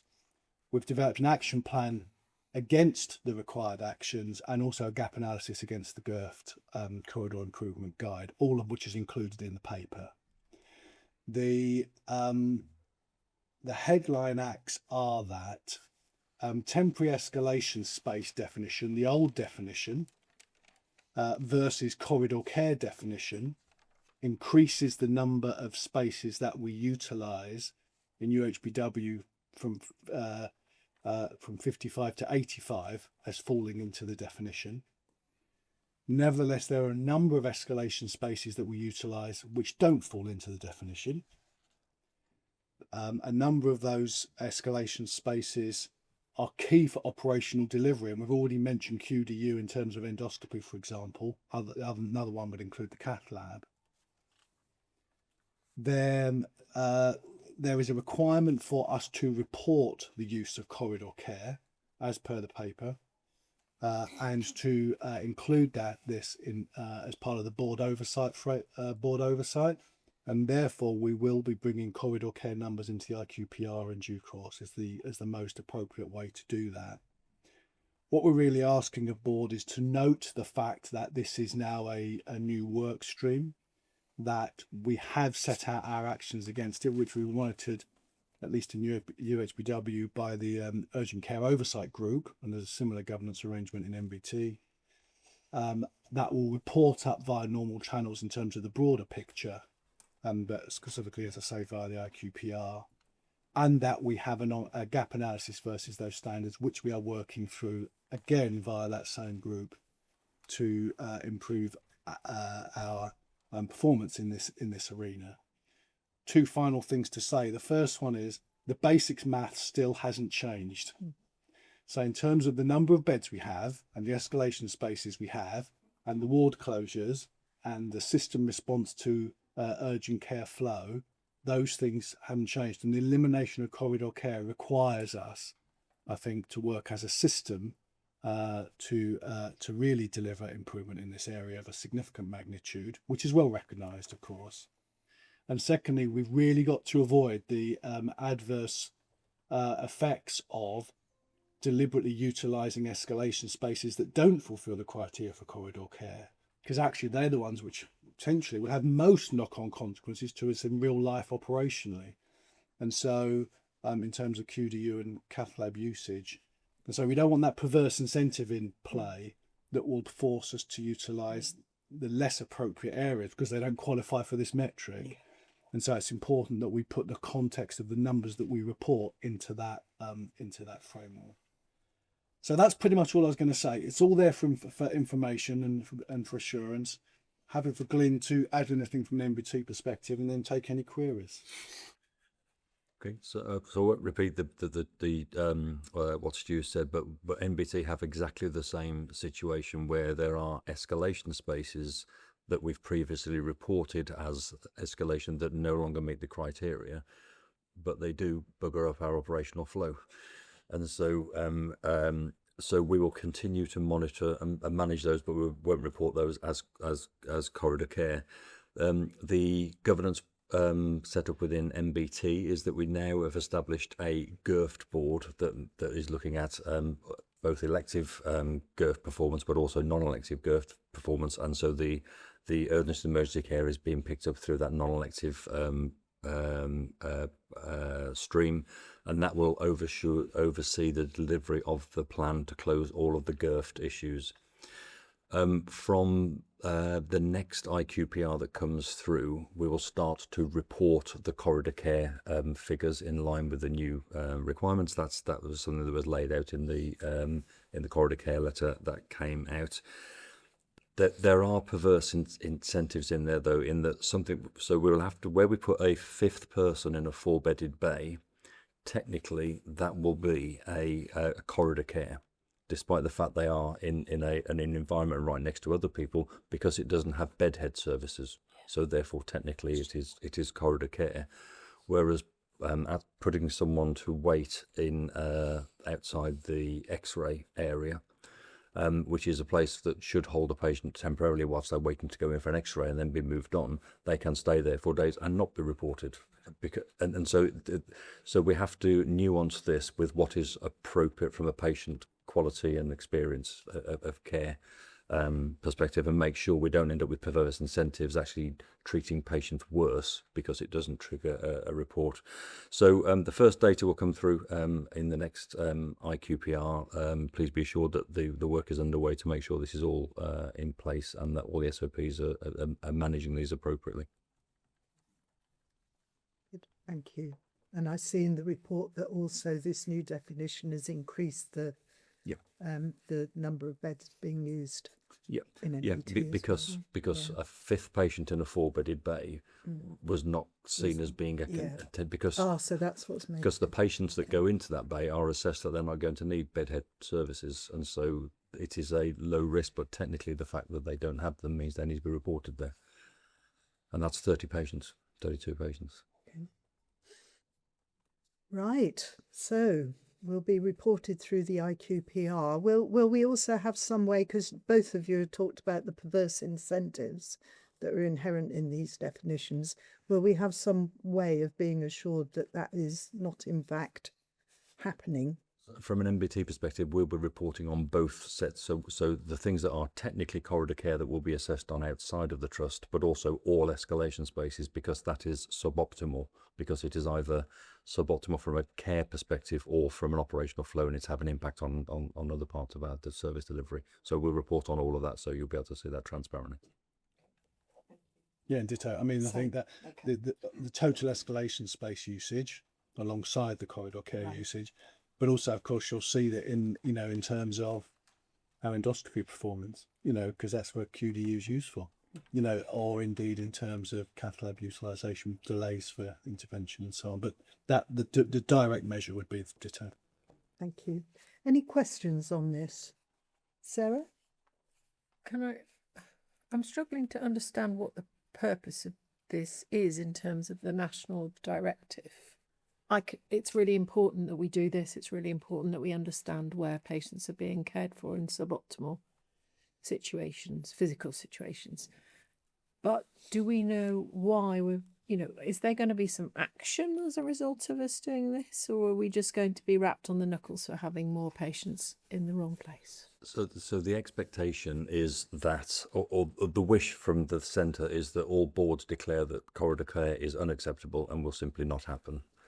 And with the meeting, there was a very strong push to sort of say, and don't hide behind no criteria to reside, and don't use that as your excuse for not being able to deliver it.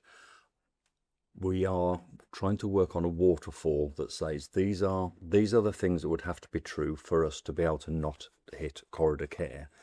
And there's some really detailed work following the workshop we had a month ago, working through urgent emergency care. there's been some good work working with the system around getting a framework of what are the actions that are going to attack which elements of this issue, so that we can get a waterfall to say we can do that, and that to actually get us to a plan. And at that point, then I'd like us to bring that back to the board and say we now have a route to be able to deliver this. And so now we'd like to stand as a board and make that declaration. But I would really argue against making that statement when we don't have a line of sight of how we're going to get there. Do you want to come in on the back of that? Yeah, I mean, in answer to your question, Sarah, we're collecting a lot of information. We are absolutely demonstrating that it is on all our collective minds, and this is something that is, regrettable. Does it bring with it a level of support, which is about capital programming or reopening things with lots of money and investment? That doesn't seem to be translating. So it is an awareness raising, I would say, with an internal expectation of us really being on top, sharing best practice. It doesn't seem to draw down focused support or investment. Thank you. Okay. Linda and then Mark. Mine's similar but a bit different. When I went through the GIRF corridor care improvement table, I wasn't sure therefore if we needed, so that's red, amber, green, and I'm presuming that obviously green is acceptable, amber potentially, but red would not be. So I suppose my question was, is there an expectation that we turn the reds to ambers, or is this quite simply laying out everything and judging where we are against them and then looking at the relative criticality of that? What is the purpose of it, and are we supposed to comply? I mean, I was also going to ask, would there be any support in complying? But I think that part's been answered. So I'm happy to go first. Do you feel like so we made the initial assessment, and then we were the things that we're going to do to improve, the ones that make sense to improve. There are some things on there that actually aren't going to move the dial, and so we're not going to put effort in at moving things to put a tick in a box. Instead, we will explain why we are not pursuing that.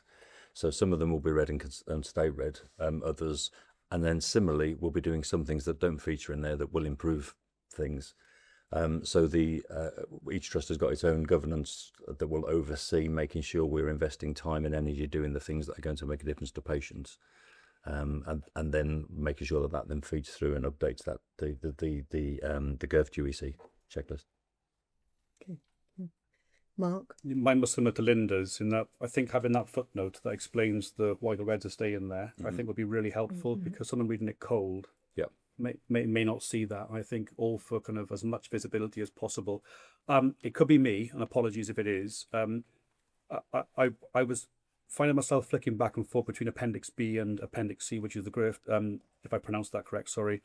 How do you make less work for people by making sure we join these two appendices? I'm sure the person that's really locked into this is doing that, but I'm just conscious of how much work is involved here as well for a really important area. Of course, it's just how B and C come together.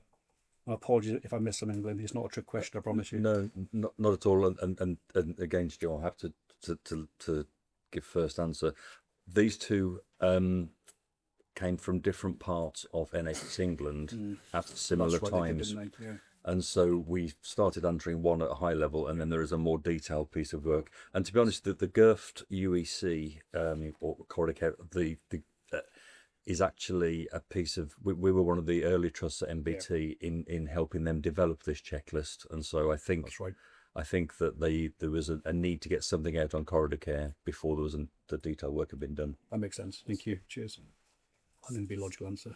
I'd say, Mark, the reality is, of course, that all this work is aligned. Yep.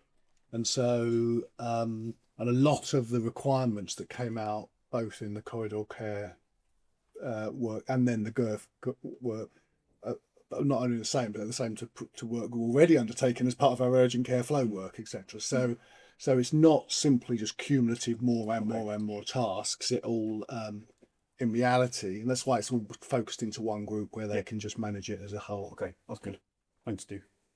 Could I just ask a question about the GIRF checklist? Because as ever, this stuff is system and it's in our grasp, a lot of it, of course, but some of it is beyond us. So I'm wondering at what point we will get visibility of the sections in there that are about urgent treatment centres, urgent community response, single point of access, all those things, because obviously they play into the picture importantly as well. Do you want to go? Or? Yeah, I mean, for me, there is obviously an urgent care delivery group at system level that is cited on this. I think probably, and this isn't confirmed yet, but probably this needs to come via the acute HSIG, and therefore would be escalated, because of course that's where a lot of the work in relation to, alongside the community HSIG, where we as an acute have a voice in terms of talking to the integrated care agenda in terms of into neighbourhoods and so on. So for me, this would need to go via that and then escalated to SEG if necessary, which it would be, because a lot of these actions are not yet in train. Okay, thank you. But you're right, I mean, feels a bit invisible to me, but to me, sitting here in the board, it would just be good to have a wider picture. But anyway, go. Just following on from that, I see each breach is supposed to trigger this root cause analysis. I just wondered sort of where those went. That's one of the red ones that's going to stay red, Richard, because of course the ask, I mean, Steve might want to talk about this, but the ask of us in terms of doing serious incident investigation for each case, one is totally impractical when you're talking about 55 beds, but two, of course, is no longer aligned with how we investigate quality incidents. That's now PSERF.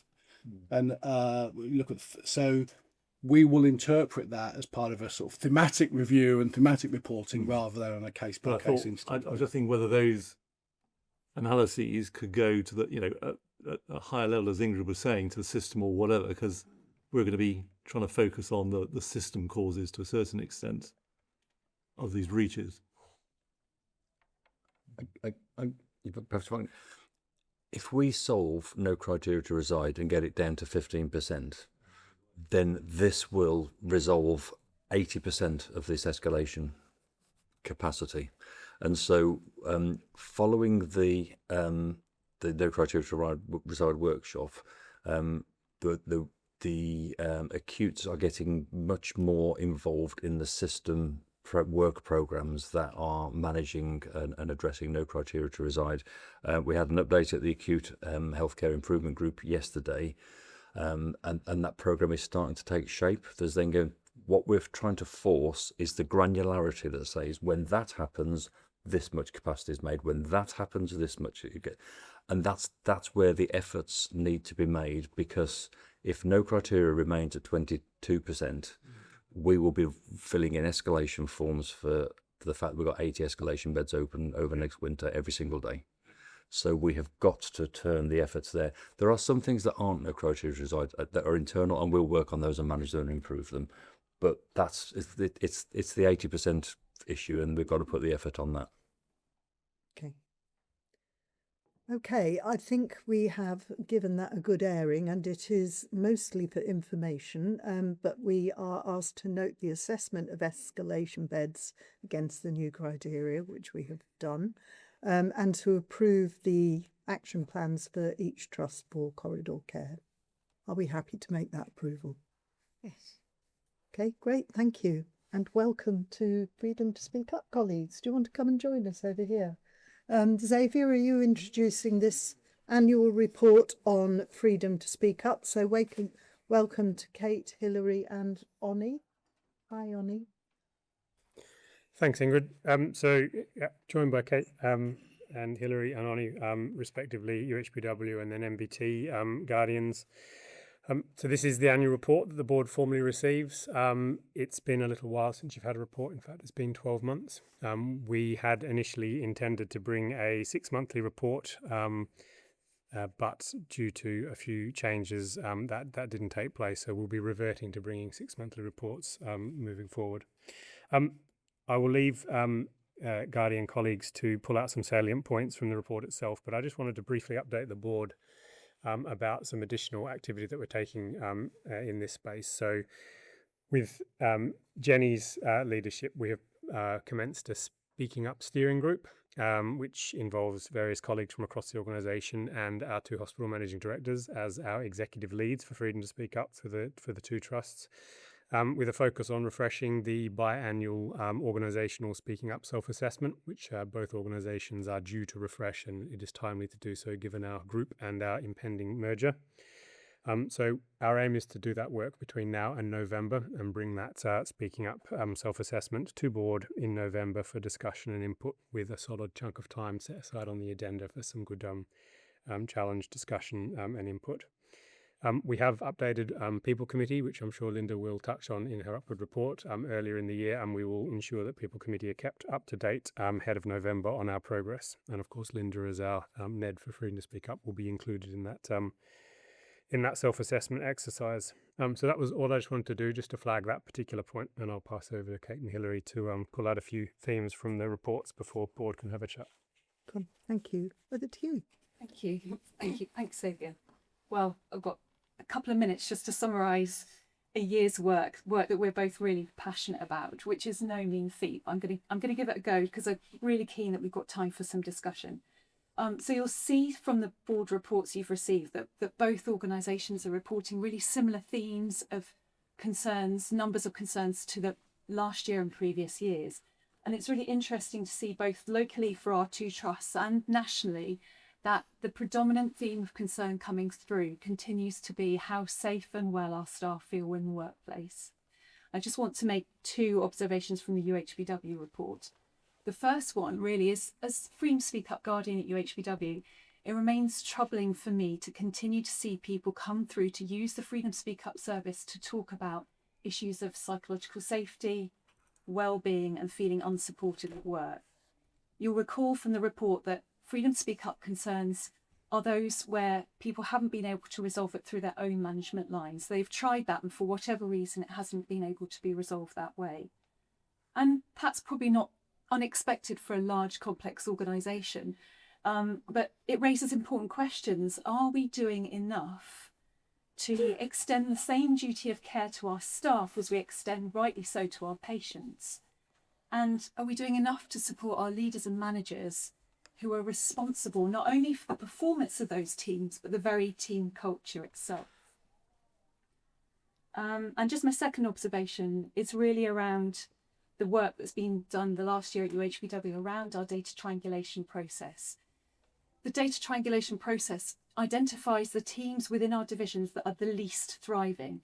So it takes the staff survey results as our main data and then takes intel from sources, including Freedom to Speak Up, to cross-check where those teams are that aren't doing so well. And we're looking to champion that work across MBT too in the coming months. Interestingly, half of the teams we identified at triangulation have come through Freedom to Speak Up, half of them. And while there'll always be more teams requiring support than we have resource to manage, if we can focus our efforts on really working with the teams where the data highlights as a really big issue, then we've got the best chance of turning the dial and making improvements in those areas. And this is really key because, importantly, interventions that lead to change and improvement, noticeable change and improvement, will hopefully address one of the greatest barriers we have to speaking up, not just in UHBW and MBT, but nationally, and that's futility. So that sense of, why should I bother speaking up because nothing's going to change as a result? And by showing, if we can, what is working and why, we can start to begin to really build on that trust for the speaking up, listening up, following up process, and show that it leads to meaningful improvement. And ultimately, if we can improve the staff experience and look at our leadership behaviours, that accountability for those teams, then of course the knock-on effect is going to be to continue to improve our patient care and the quality and safety of that care as well. Thank you, Hilary. Okay, thank you. Thanks, Kate. So we just wanted to build on some consistent messaging, essentially. So building on a triangulation message, and that if people see change, there's more likely to be more constructive speaking up and more value and information for the organisation. So at MBT, we have seen some really good examples in the last year of managers responding really well to issues being raised through Freedom to Speak Up. So those managers have responded constructively, without defensiveness, listened with curiosity, engaged with us and with their teams locally, triangulated that information with other information that they have, then developed action plans and communicated those action plans and that change within their teams. And then their teams have seen those changes happening. Even if they've not quite arrived at the solution as yet, people can see change happening and they can see their managers communicating the value of speaking up. When workers see those issues acknowledged, taken seriously with response and actions, it reduces the sense of utility that Kate mentioned, and it makes it more likely that others will speak up with information that is really helpful for patient safety, quality and worker experience in the organisation, and not just through Freedom to Speak Up, so through the manager route. So this is helping normalise speaking up through normalised routes. Just wanted to touch briefly on the fact that at MBT we have had an increased level of anonymous concerns being raised than we have before. And that has included our bank workers. So that signals that there are, of course, ongoing barriers to speaking up and trust in speaking up itself, so being able to do that openly. Collectively, how managers respond to these concerns, whether it's in tone, timeliness or follow through and action, is critical in continuing to build confidence in speaking up rather than reinforcing silence. This is where visible role modelling through managers, through senior leaders and board members makes a real difference. Our workers watch how concerns are encouraged, received, how learning is shared and whether action is sustained. So when managers and leaders reinforce curiosity over defensiveness, learning over blame, it sends a powerful signal that speaking up leads to improvement and increased safety and less risk. So in conjunction with the organisational self-review and steering group work that Xavier mentioned, there's really a further opportunity to really bake in a robust speaking up behaviour into the organisation, so that a consistent culture around speaking up can be experienced, and that of course is across our group and our merged organisation in future. So we can see through the data, through proactive engagement that we carry out as guardians, and the experience of workers coming through to us in Freedom to Speak Up, that consistency is not currently the case. So the opportunity now is to build on those good examples through triangulation and through manager and senior leader response, strengthening the manager capability to respond well, consistently communicating "you said we did" type communications, and being explicit as a board about the behaviours that are expected around this. That's how we reduce futility and normalise speaking up as business as usual.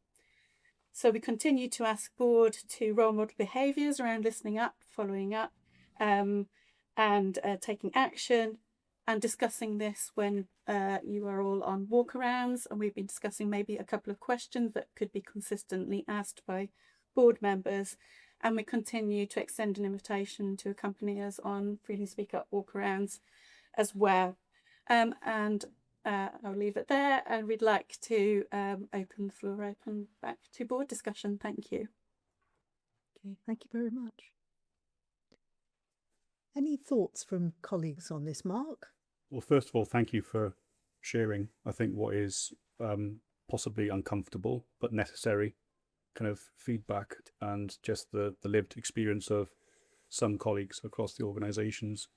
It's really important that we have the freedom to speak up within both organisations. And, you know, some of the kind of, just reading through some of the themes, it's unfortunate and really sad to see, but these are lived experiences of some people, unfortunately, who've spoken up about their behaviours towards them and their experiences. I've recently taken on the wellbeing guardian role, which I'm learning all about, working with great colleagues. And intrinsically, I think this wraps into the wider wellbeing agenda and human factors, which I know we've not had much on that for a while in this board, but I just wonder what more can we do in terms of that wider connection between the well-being, because I'm not saying this is, but this will affect your well-being if you don't feel safe, psychologically safe at work. You know, it doesn't take a rocket scientist to work out that your well-being is going to be affected, right? So how do we kind of like triangulate that? How do we? And this is a question for, I think, all of us, not just yourselves, because you've had the bravery and the honesty and openness to bring these to board today, which I really just want to commend and say thank you for doing that. And I can see that Jenny is keen to make a response on this as well. I am. And the reason I am is I'm really keen to build on what Xavier said in the introduction. So one of the things that is sort of commonly misplaced in the NHS is looking to the guardians to create the culture within which we are discussing here, which is the reason for setting the steering group up, is the reason for me chairing it, is the reason for us using the self-assessment NGO toolkit as a way of just helpfully trying to understand where we sit. The guardians are absolutely crucial in that work. They will own some of, but not all of, the actions in the action plan. And I think that's, for me, is an important bit that is missing in both Bristol Trusts at the minute. There are some things that ahead of the assessment that we'll do, that we're just planning now, that we know we need to do anyway, based on the action plans separately from both organisations and some of the things that I can see already that I need to be doing. There's definitely good practice that we can be pinching from both. So UHBW's triangulation work is really good, and I can see how that could be used also in MBT. I think the bit that I really like the UHBW report around the concerns per 100 per 1,000 staff. I think that's really helpful to see. The bank workers that you referenced, there's new standards now just literally come out, which again, we as a steering group will need to pay some really important attention to, particularly their experience of belonging when undertaking, particularly for our bank only workers, their sense of belonging when they're on our wards or in our working as our porters. And Steve and I met with a group of them only a couple of weeks ago and heard that some of the issues that we were engaging with them around remuneration, their experience was equally as important as the issue around remuneration. And that feeling of being respected and belonging and welcomed into a team. And then finally, I think what I would want to say is I am really interested in the areas with the low numbers. Really interested in the areas with the low numbers. So that's something that the steering group will definitely pick up. And if I may just follow up by just saying, and I haven't got the page number, sorry, but thank you, Jenny, for that. That's really helpful. You know, Appendix 2 of NBT, you can see the quantum leap almost there in terms of the amount of people that have, you know, on the graph that I'm looking at, you know, as an introduction of the lead guardian during Q4 of 2021. So that's had an impact, clearly. You can see that more people feel able to speak up, which is the whole purpose, right? I do worry about resourcing. I do worry about kind of like how it's supported, and we embed that as a culture across the entire organisation. And again, I'm looking this way because I think it's incumbent upon all of us to help these guardians do the best job they can in their roles. It's partly in response to that, but just to add to the discussion as well, I think that speaking up is very much like safeguarding. We have a small team of very special experts in dealing with the things that are most complex, but every manager owns and is responsible for creating a culture where it is the normal thing to do is to speak up, to ask why we're doing it that way. It should be a normal part of things, and I am trying to push that any decision made can be questioned. Why are we doing it that way? And you should feel comfortable explaining.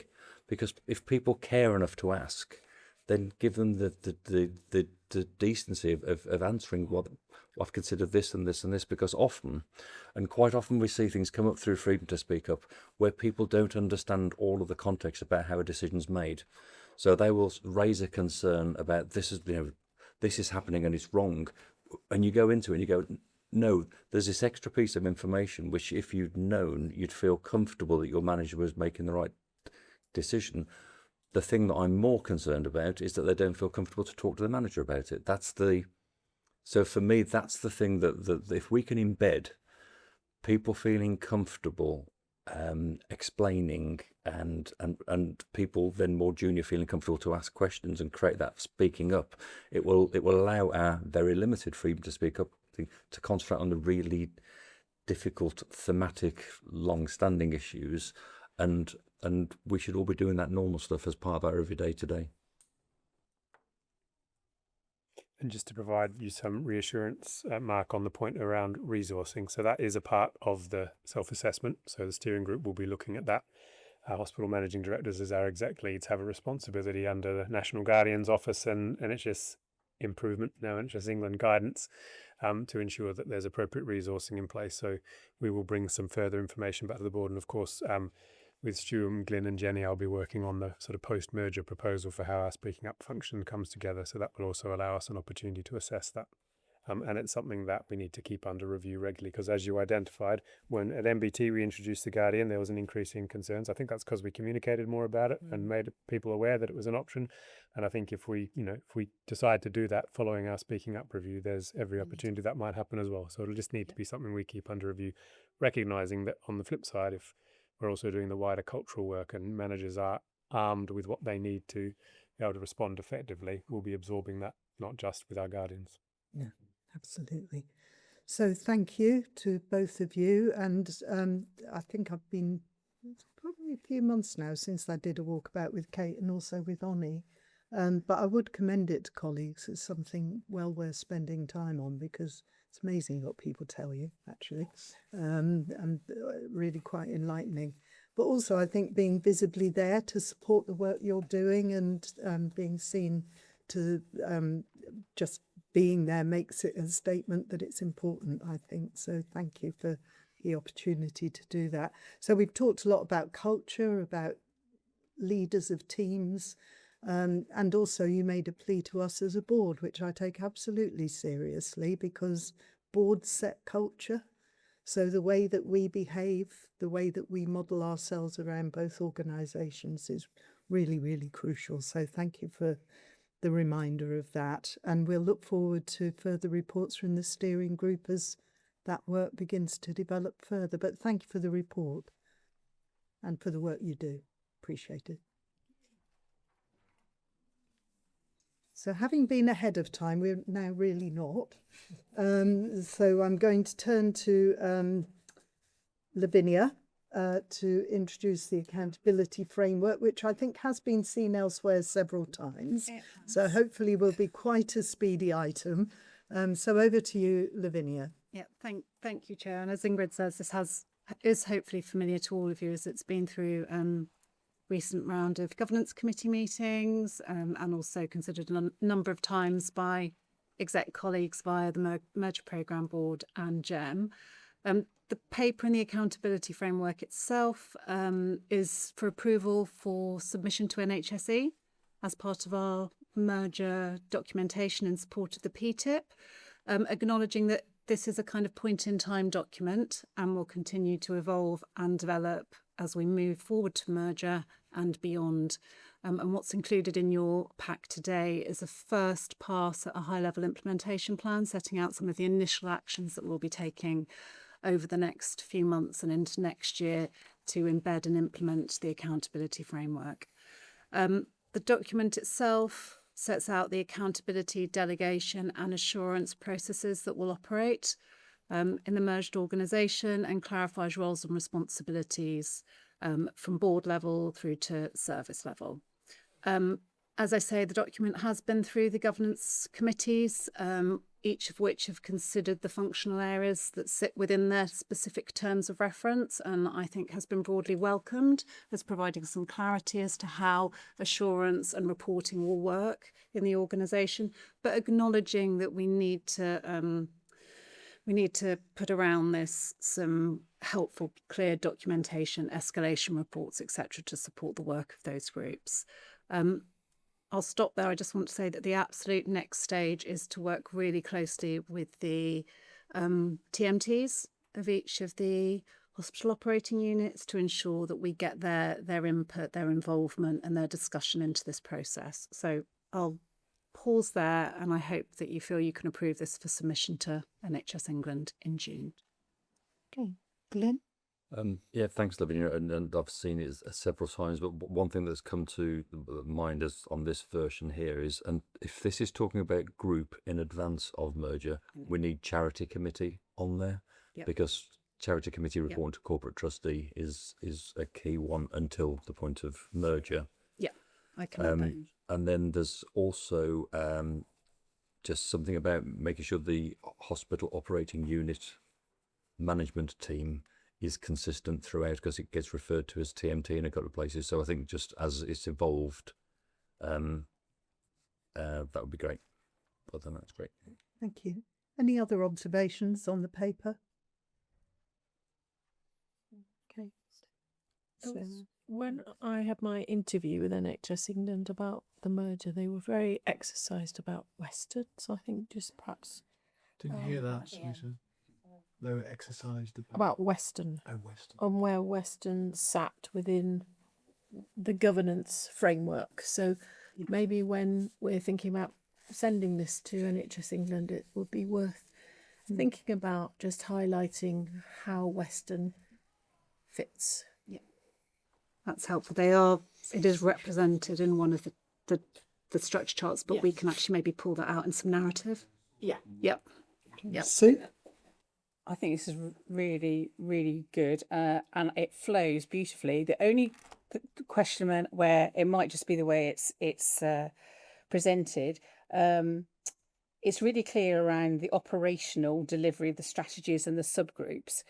But where I struggle is how we're going to ensure consistency and thresholds and triggers against the two hospital operating units governance structures. So where there's a clear strategy, people, quality, and there's the subgroups. So, but how do we make sure that the two hospital operating don't go off and do their own thing? How do you glue them back together in terms of the governance? And I don't know that that's necessarily. It's maybe implicit rather than explicit. And I think it goes slightly beyond what's in the document to how do we. That's part of the first piece of work that we'll really need to work through with the TMTs, with the HMDs, to make sure we've got clarity on that. Then there'll need to be a level of auditing as well. But it's one of the key things to take away. Now this is sort of settled. One of the key things to do for each of the trusts is to now start to look and say, how does our governance feed into that and align and marry to that? Because increasingly teams are going to start working across both trusts, so they've got to start to be the same, or if there's a reason for difference, that there's a real noted reason why there is difference. But I think the first thing to do is map what we've got and where it now flows, and then put them side by side and say, how can we move towards something common? That's probably a 3 to 6 month piece of work. Yeah, which is reflected in the work plan. Okay. Any other thoughts? I just thought it was really well laid out. I thought the is quite accessible as well, actually, I would say, in terms of the colour schemes. I know it might sound a bit basic feedback, but it's really important in terms of how it's read from a kind of a accessibility perspective. I like the use of the terminology and the reference points in terms of what each bit means, spelling that out. I think to the reader, I think that will increase the readability of this. And I think the way that it flows through different levels and how they interconnect is also really well as well. I think the language used in there is appropriate as well. So yeah, I think it's a really good piece of work. Thank you. Sorry, some ongoing that's work, like a school teacher, didn't it? Giving feedback on someone's homework. Sorry, I didn't mean to. So ongoing work in the work plan. Yeah. Maybe a bit of refinement presentationally about Western. Yeah. But overall, it sounds like people are happy with this. good piece of work. Just to support what Mark said, I really like the oversight structure Yeah. and the consistency Yeah, across the it's functions. helpful. Personally, I found that very helpful in understanding what decisions were taken where and who was doing what. So I think getting that for each one is really really helpful. Great, thank you. So thanks for that. And are we happy to approve this framework for submission to NHS England? Seeing lots of nods, so I will take that as carried. Last thing of the morning, folks, integrated governance report. So we will go through each of the committee upward reports first, starting with audit committee. Richard, anything you have highlight? What's this one that's got highlights of a couple of? It's the April meeting, isn't it? And there's a note about the PSERF assessment, but I don't know if you want to comment further, Richard. No, thank you, Chair. Yes, we had a number of internal reports, and as you say, Chair, the PSERV report was particularly commended by internal audit as having one of the highest sort of scoring reports that they'd given and had seen across the country. So that was well done. We had one limited report on Human Tissue Authority. In terms of decisions we made, we've approved the internal audit plan for 26-27. And really, the only point I want to flag is within our internal audit programme, we've got 6 limited assurance reviews, which we are going to be looking at again this year. And the key sort of red line, I think, from the committee's point of view is we don't want to see a limited assurance report on a previous limited assurance report. So the robustness and strength of closing off actions is a key sort of point that we have flagged. Thank you. Thank you, Richard. Any other comments from anyone? No? In which case, Digital, Roy isn't with us to speak to this upward report. I don't know, Neil, whether you or one of the Neds on that committee could do this. Anything to pick up particularly? Words, if that helps. Yeah. I mean, I'll take the report as read. I think the discussions which I think were the most valuable was around the digital strategy. There was a lot of conversation around the capacity to include all of the work that the strategy lays out as an ambition. So there was quite a very positive set of discussions around how we might move that forward. And of course, the draft strategy is now coming to its conclusion, and we will be discussing some of its content at the showcase tomorrow, which is really exciting. And then the only other thing was the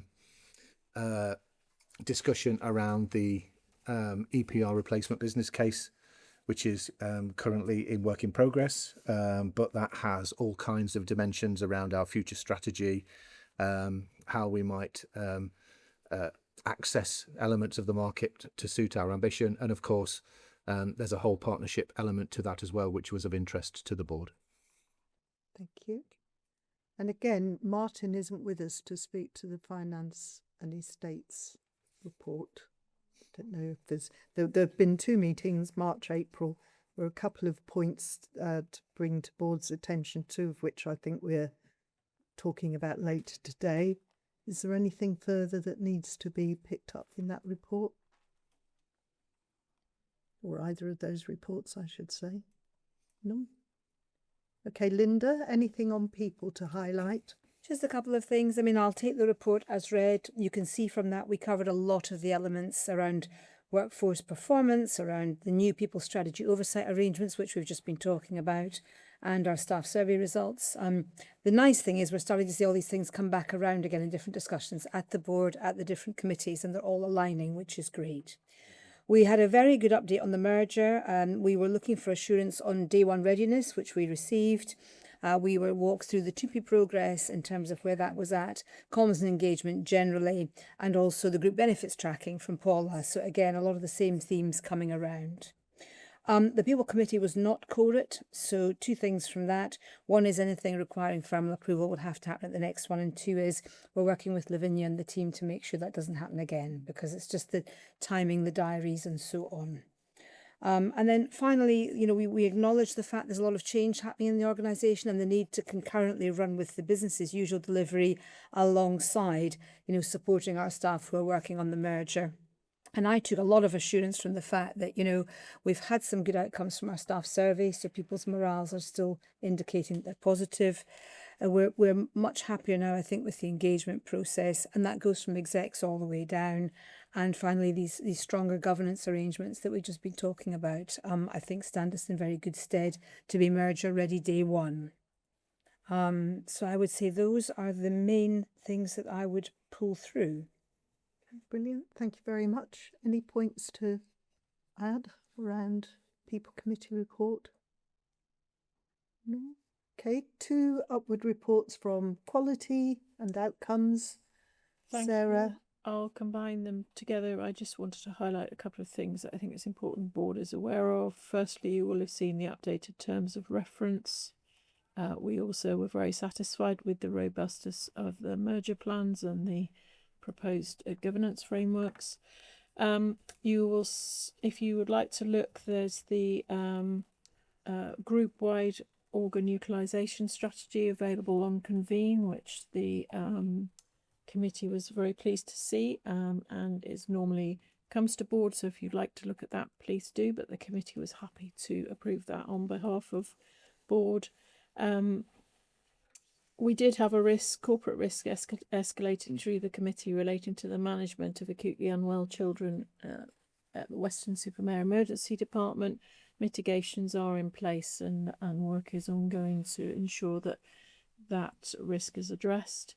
And we just wanted to flag that there are ongoing issues with national delays in post-mortems on stillborn babies, which is a very difficult situation for those families affected. It is not a trust-specific situation, but we were concerned about that, and I know that we make representations appropriately through the relevant bodies.